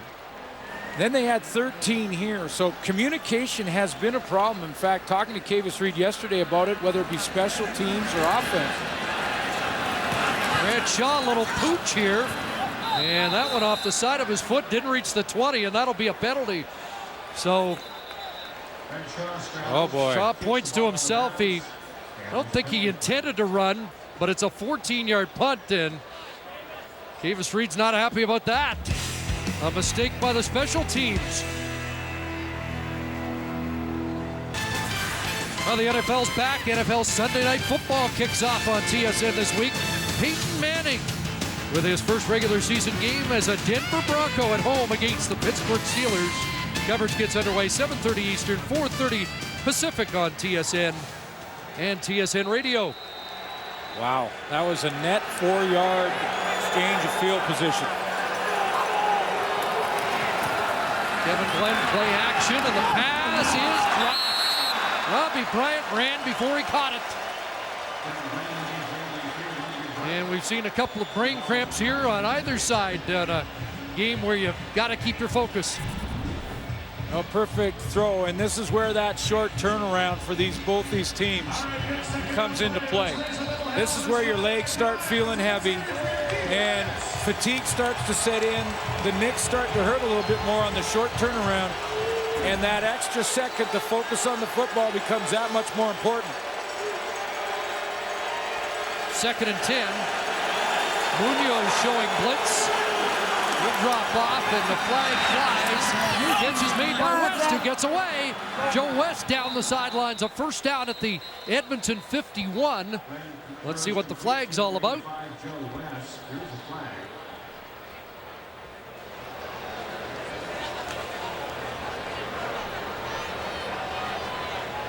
And the indication offside Edmonton. Offside. Edmonton number 56. That penalty's declined. First down. It's Lee Robinson, who's moved to defensive end, replacing Sean Lemon in this game. By the way, Julius Williams missed a lot of time in the second quarter. He is back. Talk about the fatigue and in this short turnaround. Joe West should have relatively fresh legs. Only playing in 3 games this year, and good one against Saskatchewan. 20-yard gain for West. Kevin Glenn has time, takes a shot, McDaniel, and it's broken up. Joe Burnett recovering when it looked like McDaniel was open.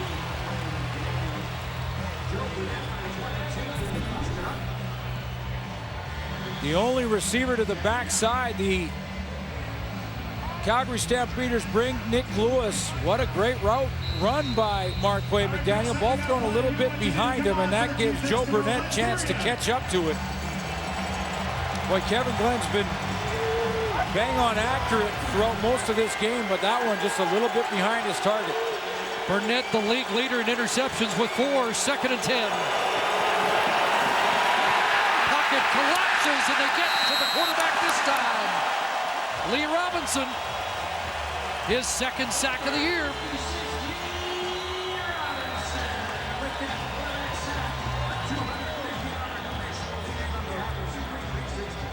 Talked about the changeup they had to make, taking Sean Lemon off the field because of the addition of Corey Boyd in the backfield. So they're down a defensive lineman. That puts Lee Robinson in a starting position at defensive end, and Stanley Bryant throughout this game has done a pretty good job at that left tackle, stopping him at the line of scrimmage. Not that time. Here's Maver. Short kick on the run. Burnett will get the 15-yard no yards penalty. That'll take it beyond the 45 for Edmonton. That's been said about you too. Well, it's been a great season for Joe Burnett. A lot of respects when you think about his interceptions, his playmaking. A couple of his interceptions have gone back for touchdowns. Also had some problems. So that no yards penalty, they mark it at the 42, and the pass out of the backfield is caught by Boyd, but Keon Raymond there to make sure he doesn't advance. Corey Boyd with his 27th catch of the year, but limited yardage, just averaging about 4 yards a catch on the season, and that was 4 yards on that grab. And he'll come out, and this time they'll bring in Marcus Henry, the receiver, to go the extra receiver. But after every play right now, the Edmonton Eskimos are sort of searching for who's in and who's out. And you wonder if time count violations becomes a concern. They've had 9 on the season so far this year. There's another procedure. There's another.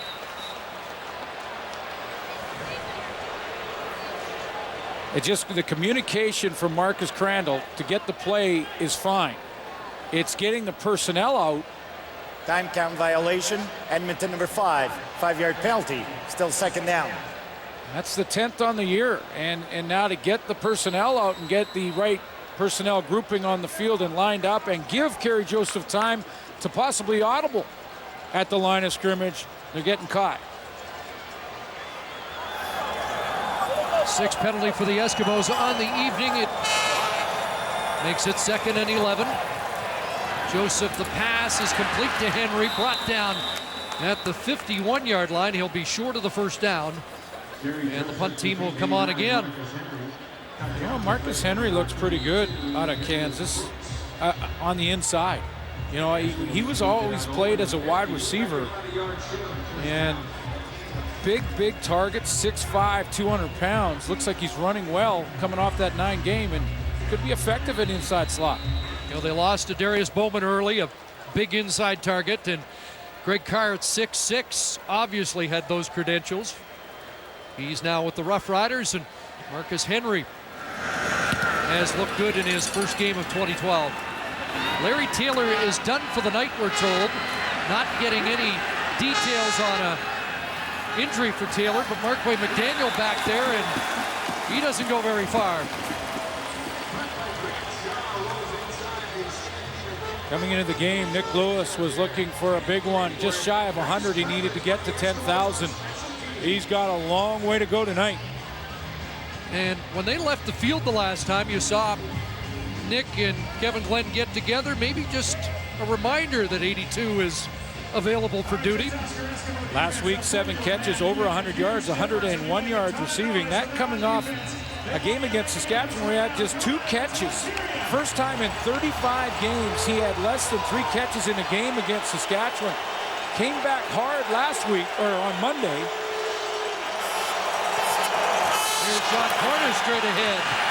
And he gets met, and tough to bring down, but he is dropped at about the 13-yard line. Just to add to the Nick Lewis situation, leads the league in second down conversion catches, at least 1 per game.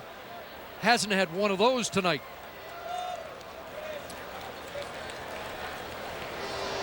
Major foul, face mask. Edmonton number 48, 15-yard penalty and first from the end of the play. First down. That's a major foul against Simone Lawrence.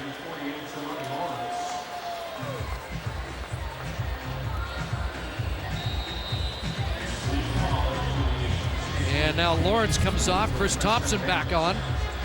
Take a look just to the right of your screen. You see the hand to the face mask. John Cornish jumped up right away. Greg snap to Cornish this time. Up over the 30 to the 32-yard line. Sewell there. 4 yards for Cornish. And John Cornish now 9 carries, 65 yards in the game. Over 700 for the season. And regains the lead. Leading rusher in the CFL. But Corey Sheets plays on Sunday. Cornish turnaround game last year was here. He only carried the ball 4 times, but had 84 yards. And he was the tailback of record for second half of the season for Calgary. There's a catch for McDaniel. And a first down for Calgary as Kevin Glenn tries to get this offense going again. Pre-snap recognition for Kevin Glenn. Knew exactly where he wanted to put the football and was to the out because the blitz was coming. Maso Munoz was coming. There's the blitz. Sherritt dropped. Another blitz here, and you got linebackers to the line of scrimmage. 1, 2, 3, let it go, and you got the out route on the sideline. First down and into the hands of Lewis. And Nick Lewis has a first down up near midfield. Second catch. You know, one of the reasons that Nick Lewis may not be seeing the football as much is that they moved Romby Bryan inside. Romby Bryan has become a little more involved from a slot back spot because we've seen a matchup of TJ Hill playing Romby Bryan tonight. We usually see when these two teams play each other, TJ Hill playing against Nick Lewis. 60th catch on the year for Lewis. That leads the league, and here's Cornish. And John Cornish was slowed up by Aramacion and finished off by J.C. Sheridan.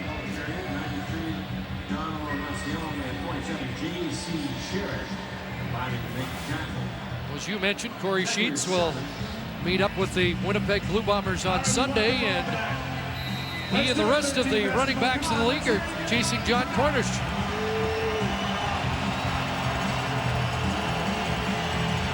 On pace for over 1,200 yards on the season. 1988, Orville Lee, the last Canadian to lead the league in rushing. Glenn, quick hitter, and McDaniel. Another first down grab in front of Joe Burnett.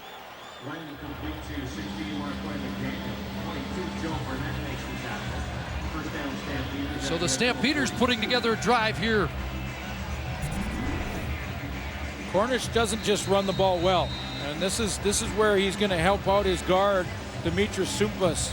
The little chip block right there, and he creates a little more of a throwing lane so that Kevin Glenn can get it to Marquay McDaniel. 7th play of the drive starts at the Edmonton 42. It's Cornish off the right side with speed into the secondary and finally dragged down at the 18-yard line. Great burst by Cornish, and it's a pickup of 26 yards.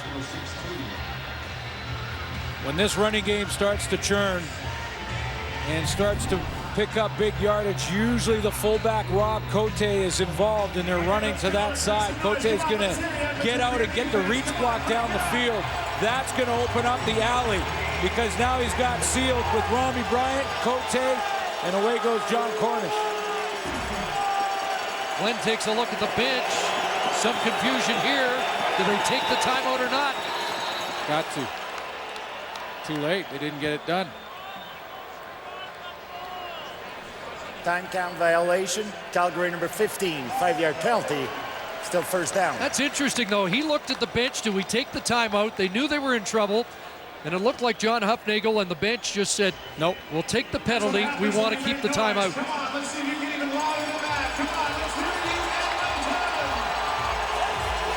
It's first down, one reason. The other is close game like this, you're going to need your timeout or the challenge. And that's a good sight. Ronnie Prude back in the Eskimo defense. Extra DP. Here's a shot in the end zone. And it's intercepted. Chris Thompson takes another away, intended for Forzani, and he's coming out. And he's still going. And finally runs out of gas at the 28. But it's a two-pick night for Chris Thompson, and both came in the end zone. The first one he took away from the intended target, Johnny Forzani, in the first half. That one he took it away from Kevin Glenn. In the air. Great timing playing that deep half of the field and just flowing to the football. Pump fake on a double move and catching it at the high point. Textbook. Now has 3. Still no points in this third quarter. Here's Messam, and he tries to move that pile, but not much there. Straight zone defense for the Edmonton Eskimos. Something you don't see at this end of the field very often, but there is Chris Thompson, and he's going to just drop into this outside third. It's basically called a cut coverage, where the corner comes up and jams, and the halfback drops into the deep third, and he just flows to the football. Timing perfect. That's how you play zone defense. Killer. BSP Sports. Second and 8. Here comes the pressure. Over the middle, Stamps the catch, but he's going to be held up short of the first down at the 35-yard line, and the Eskimos just can't get their offense moving in the third quarter, which was the story on Monday when they had only 7 plays and 12 yards in the third quarter. You know what, the panel touched on this, and you can see the frustration of Stamps and Kerry Joseph trying to rally the group.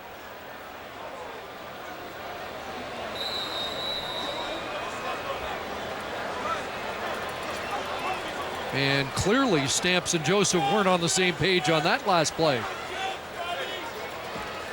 And shot about. Again, no Larry Taylor, it's Keon Raymond. Up across the 35-yard line for Raymond. Let's go back and take a look at the play, and just maybe we can see exactly why. That's Fred Stamps right there. And let's see if we can see why they're so upset with each other. It looks like Fred Stamps wants to sit down in front of that linebacking core and secondary, and then had a problem with whatever Kerry Joseph said as they came off. And it looked like Daryl Mitchell is now working with Stamps, and it looked like Daryl Mitchell went to the aid of his quarterback to say, no, it's...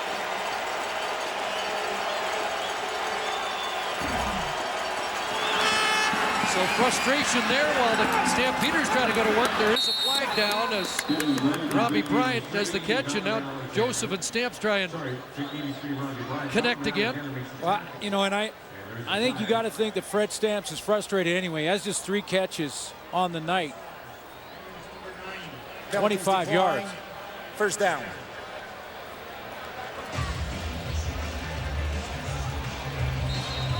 And it looks like they're just talking about exactly where the receiver settles down. I mean, it was a zone defense, so you got to find the hole. And I think Kerry Joseph, if I can kind of read lips and read between the lines, is saying, just sit down a little bit wider than you did, and you won't run into cover. There's Cornish. And he gets dragged down by Munoz. Close to midfield. Final play, third quarter. Didn't have any third quarter points. After the fireworks to end the first half, it's still the Eskimos by a point as the defenses dig in here at Commonwealth.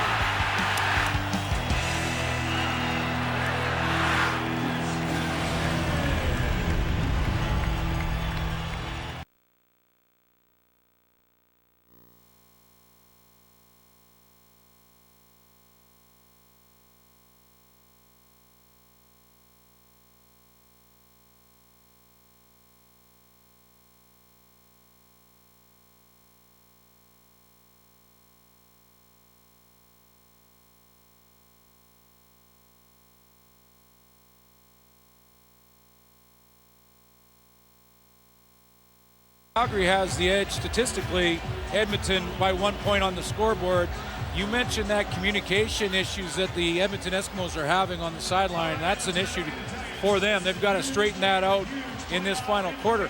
I wonder about fatigue too. And this short turnaround, they played on Monday, and in this series, the mind starts to get a little lazy, and that's when you make mistakes in simple things like substitutions. Usually this game has a history of being high scoring. In fact, the winner has had 30 points or more over the last 4 or 5 times. It's been low scoring tonight. But the toll of playing 2 games in 4 days is showing. Here's Cornish shrugging off the first surge and stays upright. John Cornish off and running, and what a brilliant run that is to go over 100 on the night. Boy, is it ever. How many tackles did John Cornish break here to fight off the mental fatigue and the physical fatigue? That's Lee Robinson. There's Damaso Munoz. 4, 5. 6 broken tackles there. Bounces on the safety, Donovan Alexander. And then he finally drags him down. 30-yard run for Cornish. 2 over 20 yards in the game. Gets a breather on the sidelines. Matt Walter checks in. And the Calgary Dino will try the right side. And he finds a little room and churns it out of bounds. Productive gain for Walter, who scored his first CFL touchdown on Monday. Now take a look at John Cornish's pace when you match it up against some of the best Canadian running backs in the league's history. Norman Kwong, the only Canadian running back in 1956 that would have better numbers if John Cornish stays on this pace. And a 100-plus yard night helps. We talked about that massive matchup between he and J.C. Sherritt. Not sure how many tackles Sherritt has in this game here tonight, but with 129 rushing, give John Cornish the edge in round 2. Well, the Stamps threaten, but they've not been productive down here tonight. Over the middle, and Joe West separated from the football by J.C. Sherritt. I wonder if he heard me. I wonder if J.C. Sherritt said, hang on, this game isn't over yet. And I know Cornish has 129, but I'm still going to make some plays and make a difference. He looks up Joe West here, reacts to it, and Joe West does not survive that contact.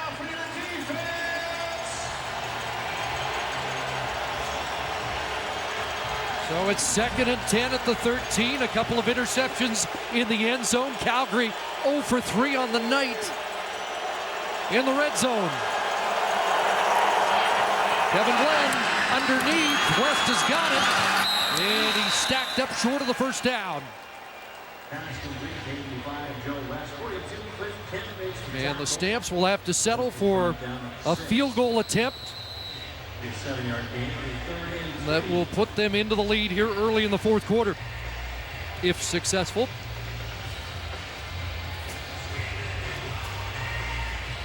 Rene Paredes comes back on. 1 for 1 tonight from 28, coming in just shy of 90% on the season, just 2 misses. This should be the only tough part for Rene Paredes here is the angle that he's on.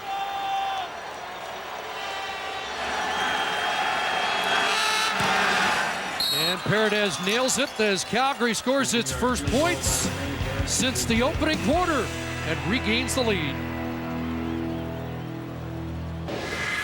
When your body gets a little tired tonight, when your mind gets a little weary, look up and see the names on the wall, stop a moment and feel the spirit. The other one you need to be careful about is wanting to take a play off because you're either sore or you're tired. You can't allow it to happen. Each and every play is too important.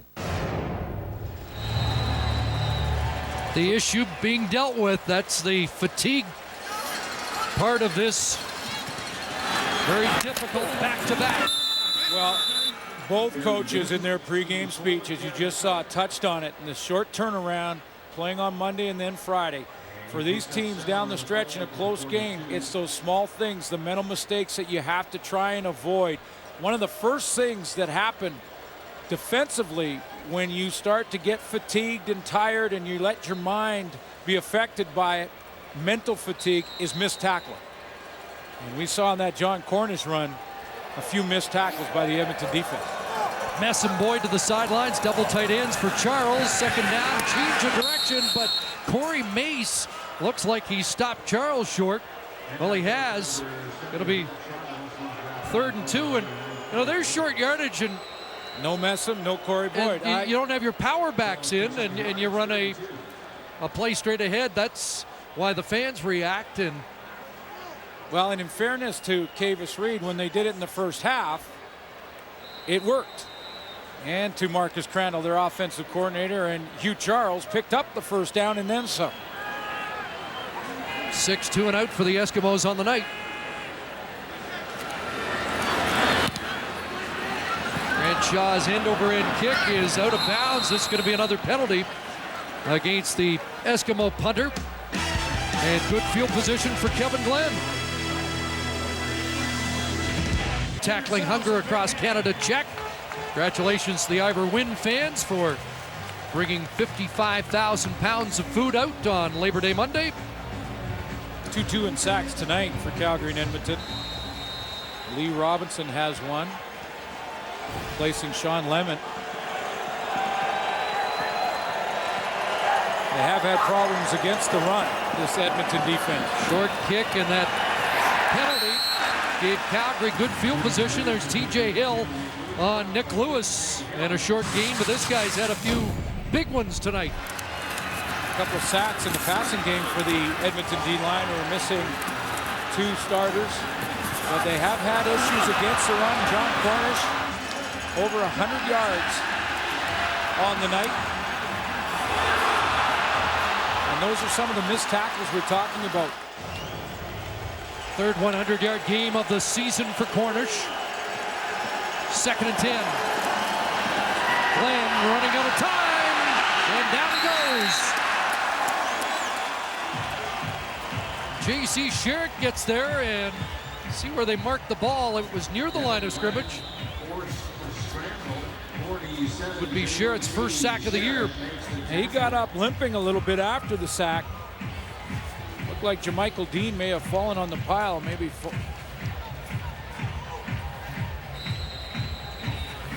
Kavis Reed deploying Kerry Koch this time as his returner as Joe Burnett goes to the sidelines.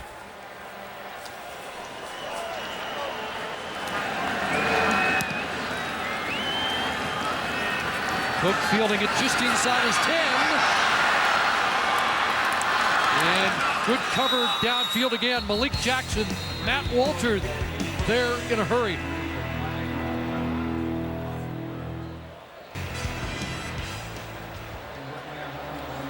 So after a holding penalty against Edmonton on the return by Ronnie Prude, and I mentioned Prude earlier for fans that weren't aware. A few weeks ago we had a scary incident here. He had a stinger, was taken to hospital, no movement on a stretcher, but was released that night, and first game back for Prude. Good to see him back.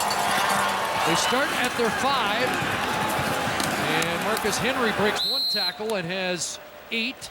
Duron Mayo the tackle. Edmonton Eskimos come into this game at 5-4, and when you look at their offensive numbers coming in after 9, last in all the important categories, and this is how they're trying to sort out the quarterback position, what they're going to do moving forward. Kerry Joseph comes off a 300-yard passing game a week ago, but didn't get the win. And their biggest play offensively tonight was when Matt Nichols, on a fire on a missed field goal attempt, threw a touchdown pass. See if they can convert second and short this time. Kerry Joseph. And he should have it. And if he does have it, it's going to require measurement. They are looking for their second first down of the second half. And I guess the question then becomes, what happens next week? Do they go back to Stephen Giles if he's healthy? And you've got to think the fan base here in Edmonton might even throw in the name Matt Nichols and whether or not it's time for him to get a look. Just got it. Just got the first down there. But again, Suits, I mean, I'm a Monday morning quarterback, but again, they're second and short, and Boyd and Messam don't get it done. They have their quarterback out on the edge to get the first down. They've stacked up the running back position, but it's interesting the way they're using him. It's a great point.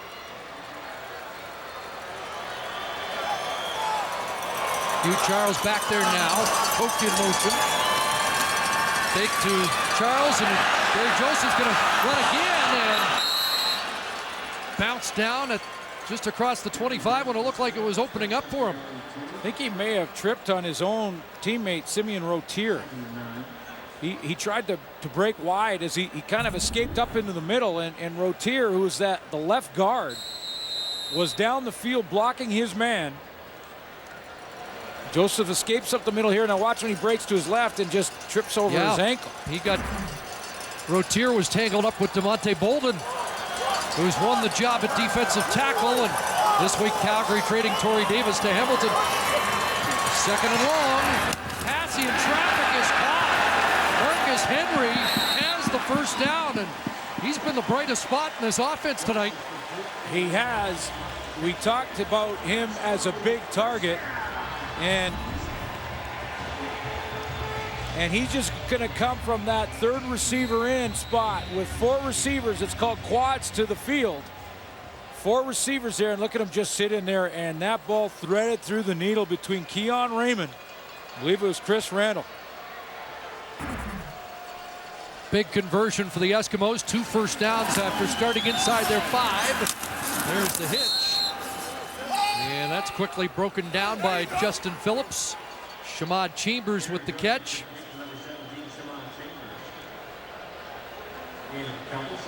And there's the architect of this Calgary defense, a guy who needs no introduction here in Edmonton. It has been a tough defense to figure out. There's times when you think they're really starting to play at a very high level, and then they'll give up some yards the next week. But the bottom line is wins and losses, and 3 of their last 4. Pretty good. Here's Joseph dumping it off, and that's a short gain as Brooks takes down Kuhorn, and the fans are on the Eskimos offense, even with a couple of first downs on that drive. Over 39,000 here. Well, it looked like Kerry Joseph had a little more time than he thought. He got outside of the pocket. I think the fans were upset with a throw, a dump pass on second down that's going to leave you 4 or 5 yards short. Now Kerry Joseph's thinking that he hopes his receiver makes one-man miss. Here's Shaw, and Keon Raymond up over the 50. It's been a little extra going on after the tackle there, but the Calgary Stampeders have had great field position in the second half and have the 2-point lead. The other thing that John Hufnagel knows is how to win this game in the back-to-back. And that's another reason I would believe that these fans are a little frustrated. They are expecting better when Edmonton comes back. You can see there, but games in the past have been high-scoring back until 2007 when we had this kind of a game. And hard to come by tonight. John Cornish, the most successful guy who will sprint to the end zone. John Cornish, touchdown. What a night. 59 yards, his biggest run of the year.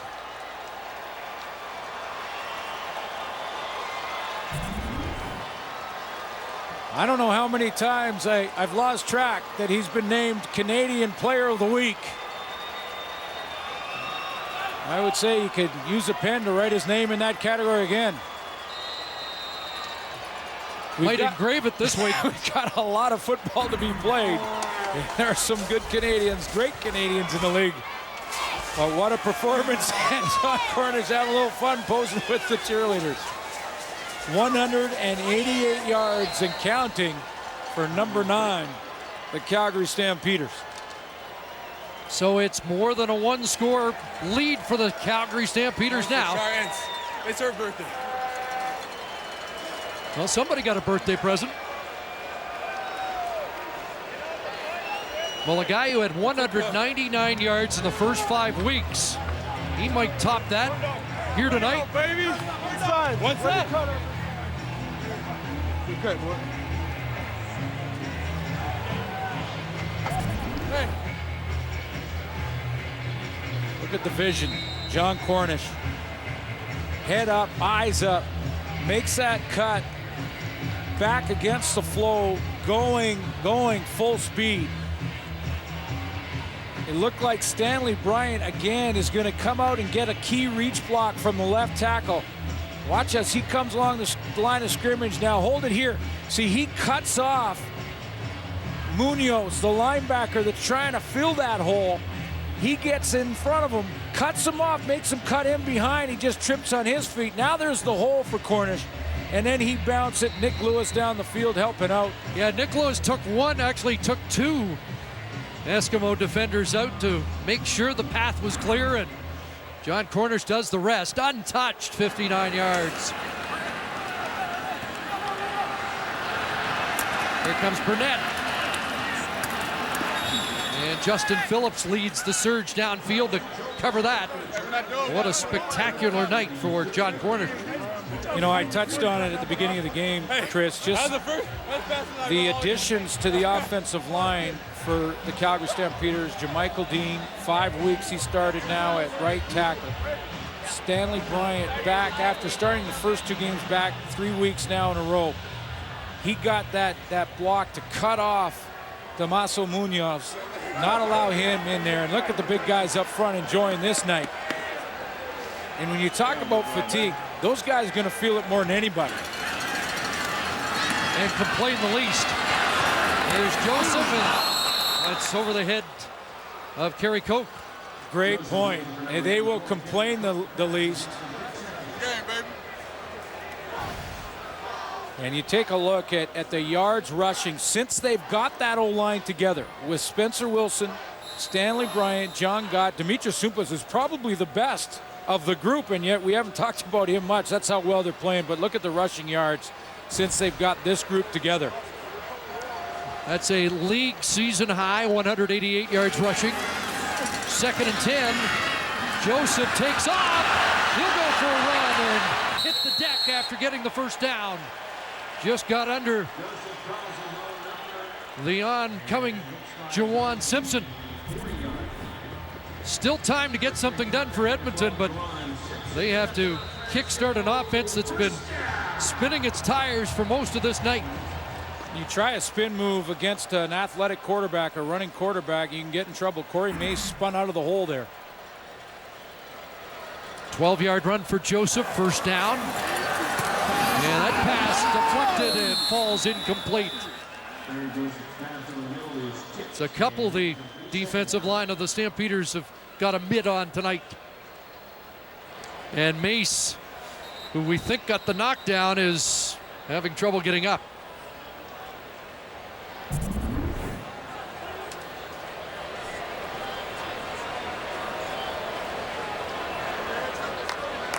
Good push, double team, Corey Mace.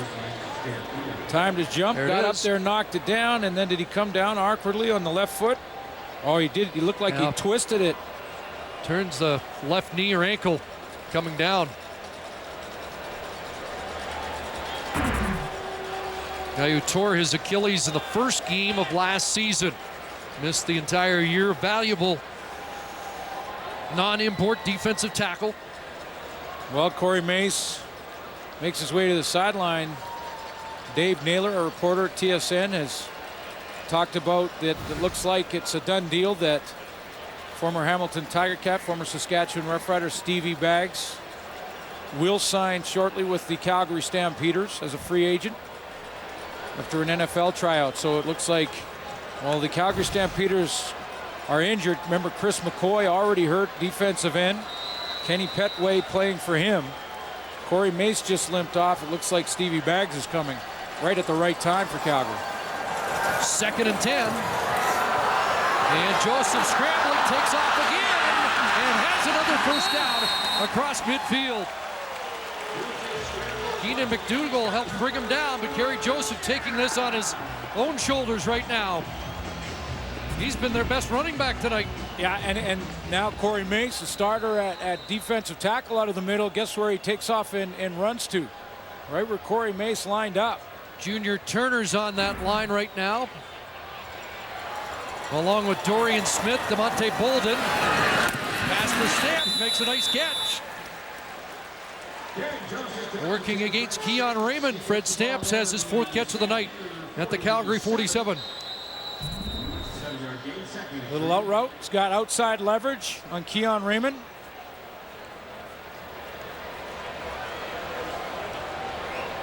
And the officials giving the benches the 3-minute warning. It's a 9-point Stampeder lead. 3 Edmonton. Ball on the Calgary 47. Eskimos need 2 scores.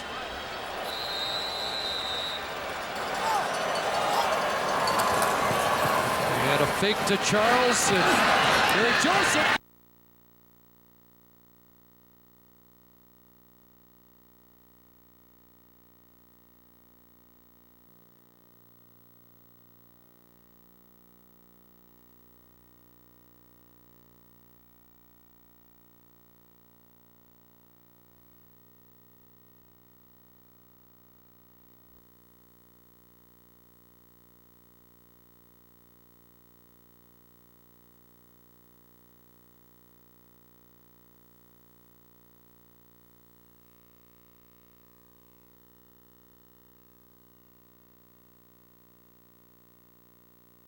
To run or pass, but when Fred Bennett comes up, he dumps it to his receiver, and they do get it done.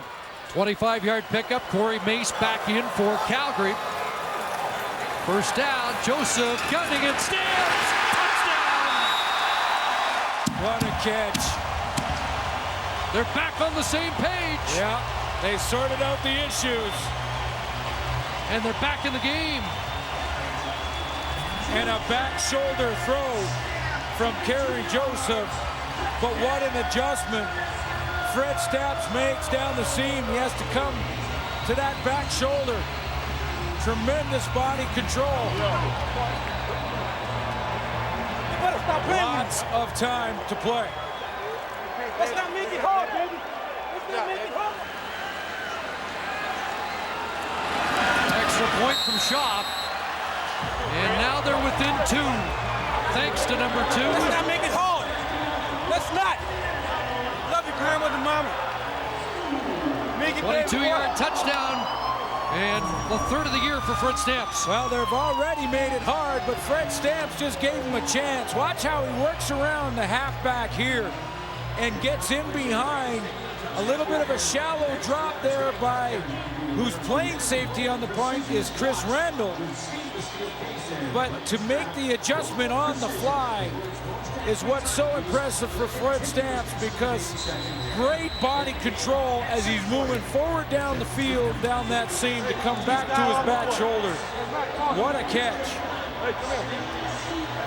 And Edmonton Eskimos within a field goal of taking the lead, but they'll need a stop.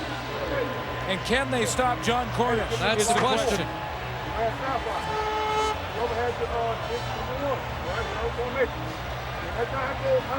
And when everybody starts to think about John Cornish in moments of the game like this, it's about then that Dave Dickinson usually tries to pull some sort of play action. Haven't called Rob Cote's name tonight, and we saw him with a big catch in this circumstance against Saskatchewan.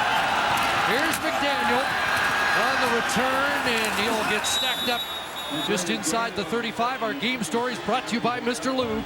Get top to bottom maintenance and take good care. John Cornish has won this battle so far. 188 yards. We talked about the matchup between he and J.C. Sheridan. 5 straight Labor Day rematch wins in a row for the Calgary Stampeders. And they just need to finish off the final 2 minutes and 30 seconds here, and can do it with the football right now. That's Cote in motion, now lines up at the tight end spot. And the counter goes to Cornish, and they were waiting for him. Dickinson decides to go ahead and ride his horse one more time. And John Cornish in Saskatchewan 2 weeks ago, he went play action, as you mentioned, Chris, in this very same circumstance. And this time, Sherrod, who coming in at this point has 5 tackles and a sack on the night, rack up his 6th, and it's a big one, putting Calgary in 2nd and long.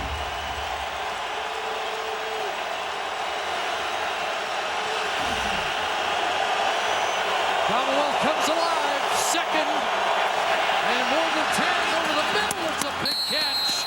Marquay McDaniel silences the crowd with a first down grab at the 46.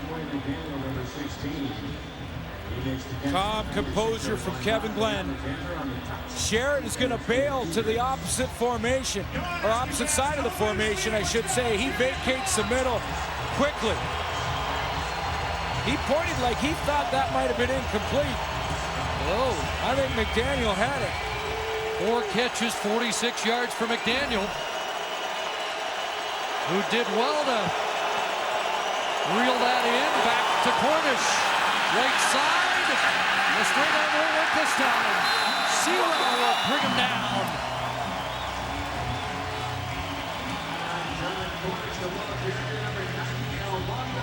And these two Alberta rivals are going to scratch and claw right down to the wire.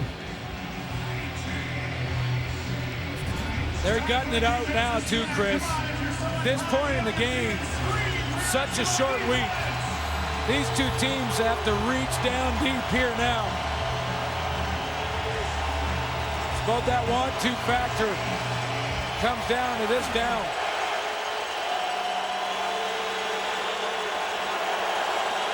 Second and 12. Glenn rolling. And he'll throw it away. Under siege. And it was J.C. Sherrod putting on the heat. Secondary contained. They wanted to get Kevin Glenn out on the edge. And it's going to be Sherritt who swings around to get contained. He's right here trying to get Kevin Glenn outside. If he can get outside with the option to run and pass, stay in bounds, he doesn't. He has to pull it up because Sherritt comes on secondary contained. So the Eskimos will get the ball back with about a minute to go.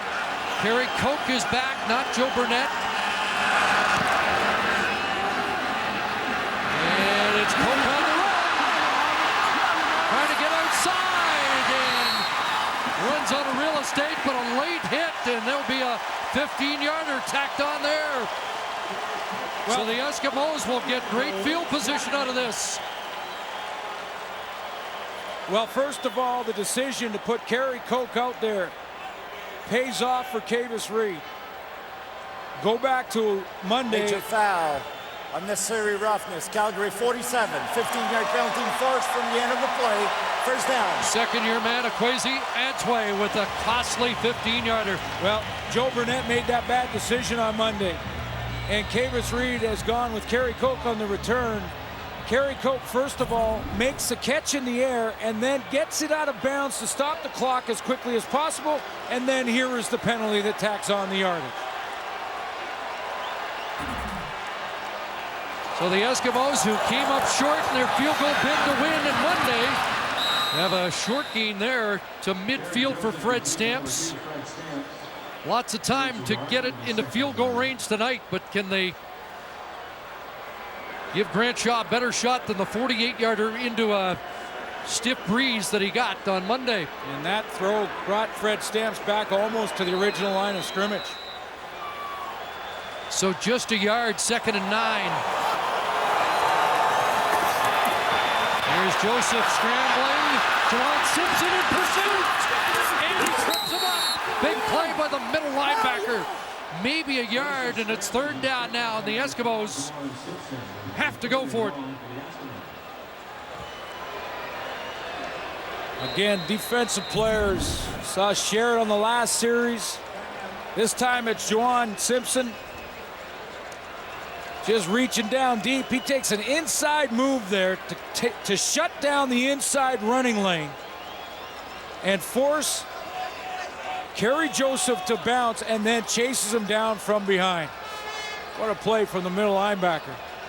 Kerry Joseph trying to end a 7-game losing streak as a starter. Hasn't won since 2009 as a starting quarterback, back in July of 2009 against Winnipeg. Kavis Reed said after Monday that he thought his quarterback had given a game-winning performance. May not say that tonight unless he has at least one more play in him. All comes down to this. 3rd and 8. They have to get inside the Calgary 47-yard line. Snap showing, and they don't get the play off.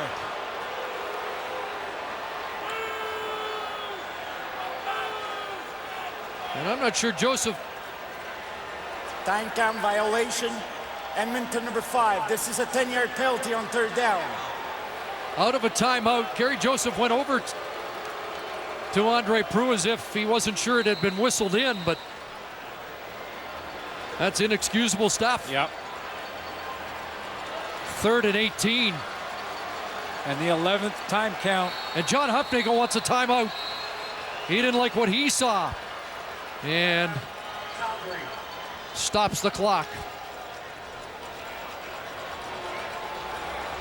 They have 13 men on the field? I think they did. Yes, they do. I think they did.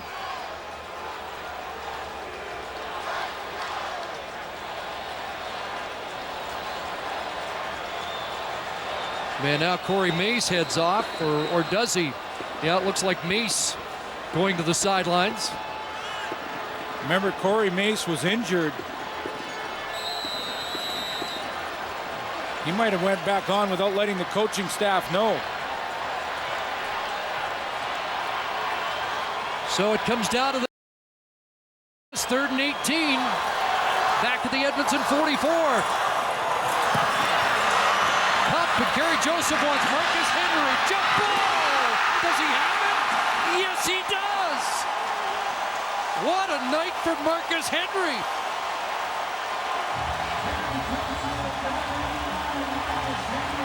Close to field goal range. It's a first down and time to get closer. Well, get closer and don't give Kevin Glenn any time on the clock at all. Is now the goal for the Edmonton Eskimos. What a catch. Took that away from the newcomer on the corner, Darius Brooks. And all the Mookie Mitchell on the sidelines helping it out. And now Charles turns into traffic into midfield at the 35. So it's 42 yards now if Shaw was to kick it, but they've got one more play to get closer. And again, you know, this is probably an area where some fans in Edmonton are wondering why not the bigger backs pound it in there. I don't think they've been here long enough. This is a crucial point of the game, and Kavis Reed wants the guy who's been here the longest in the backfield. That's been Hugh Charles. Remember, they botched a convert attempt, didn't get that down. It ended up being a touchdown, but 2nd and 8 straight ahead, and not much more there. It will be a 42-yarder for Shaw. Remember, this is a Edmonton Eskimo team that have lost 2 games this year by just 1 point. One on a fumble in Winnipeg, where they were in field goal range had they not fumbled. And then, of course, on Monday, by 1 point on that decision to come out of the end zone by Joe Burnett.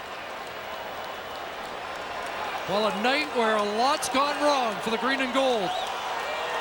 And Grant Shaw can make it all right. From 42 yards out.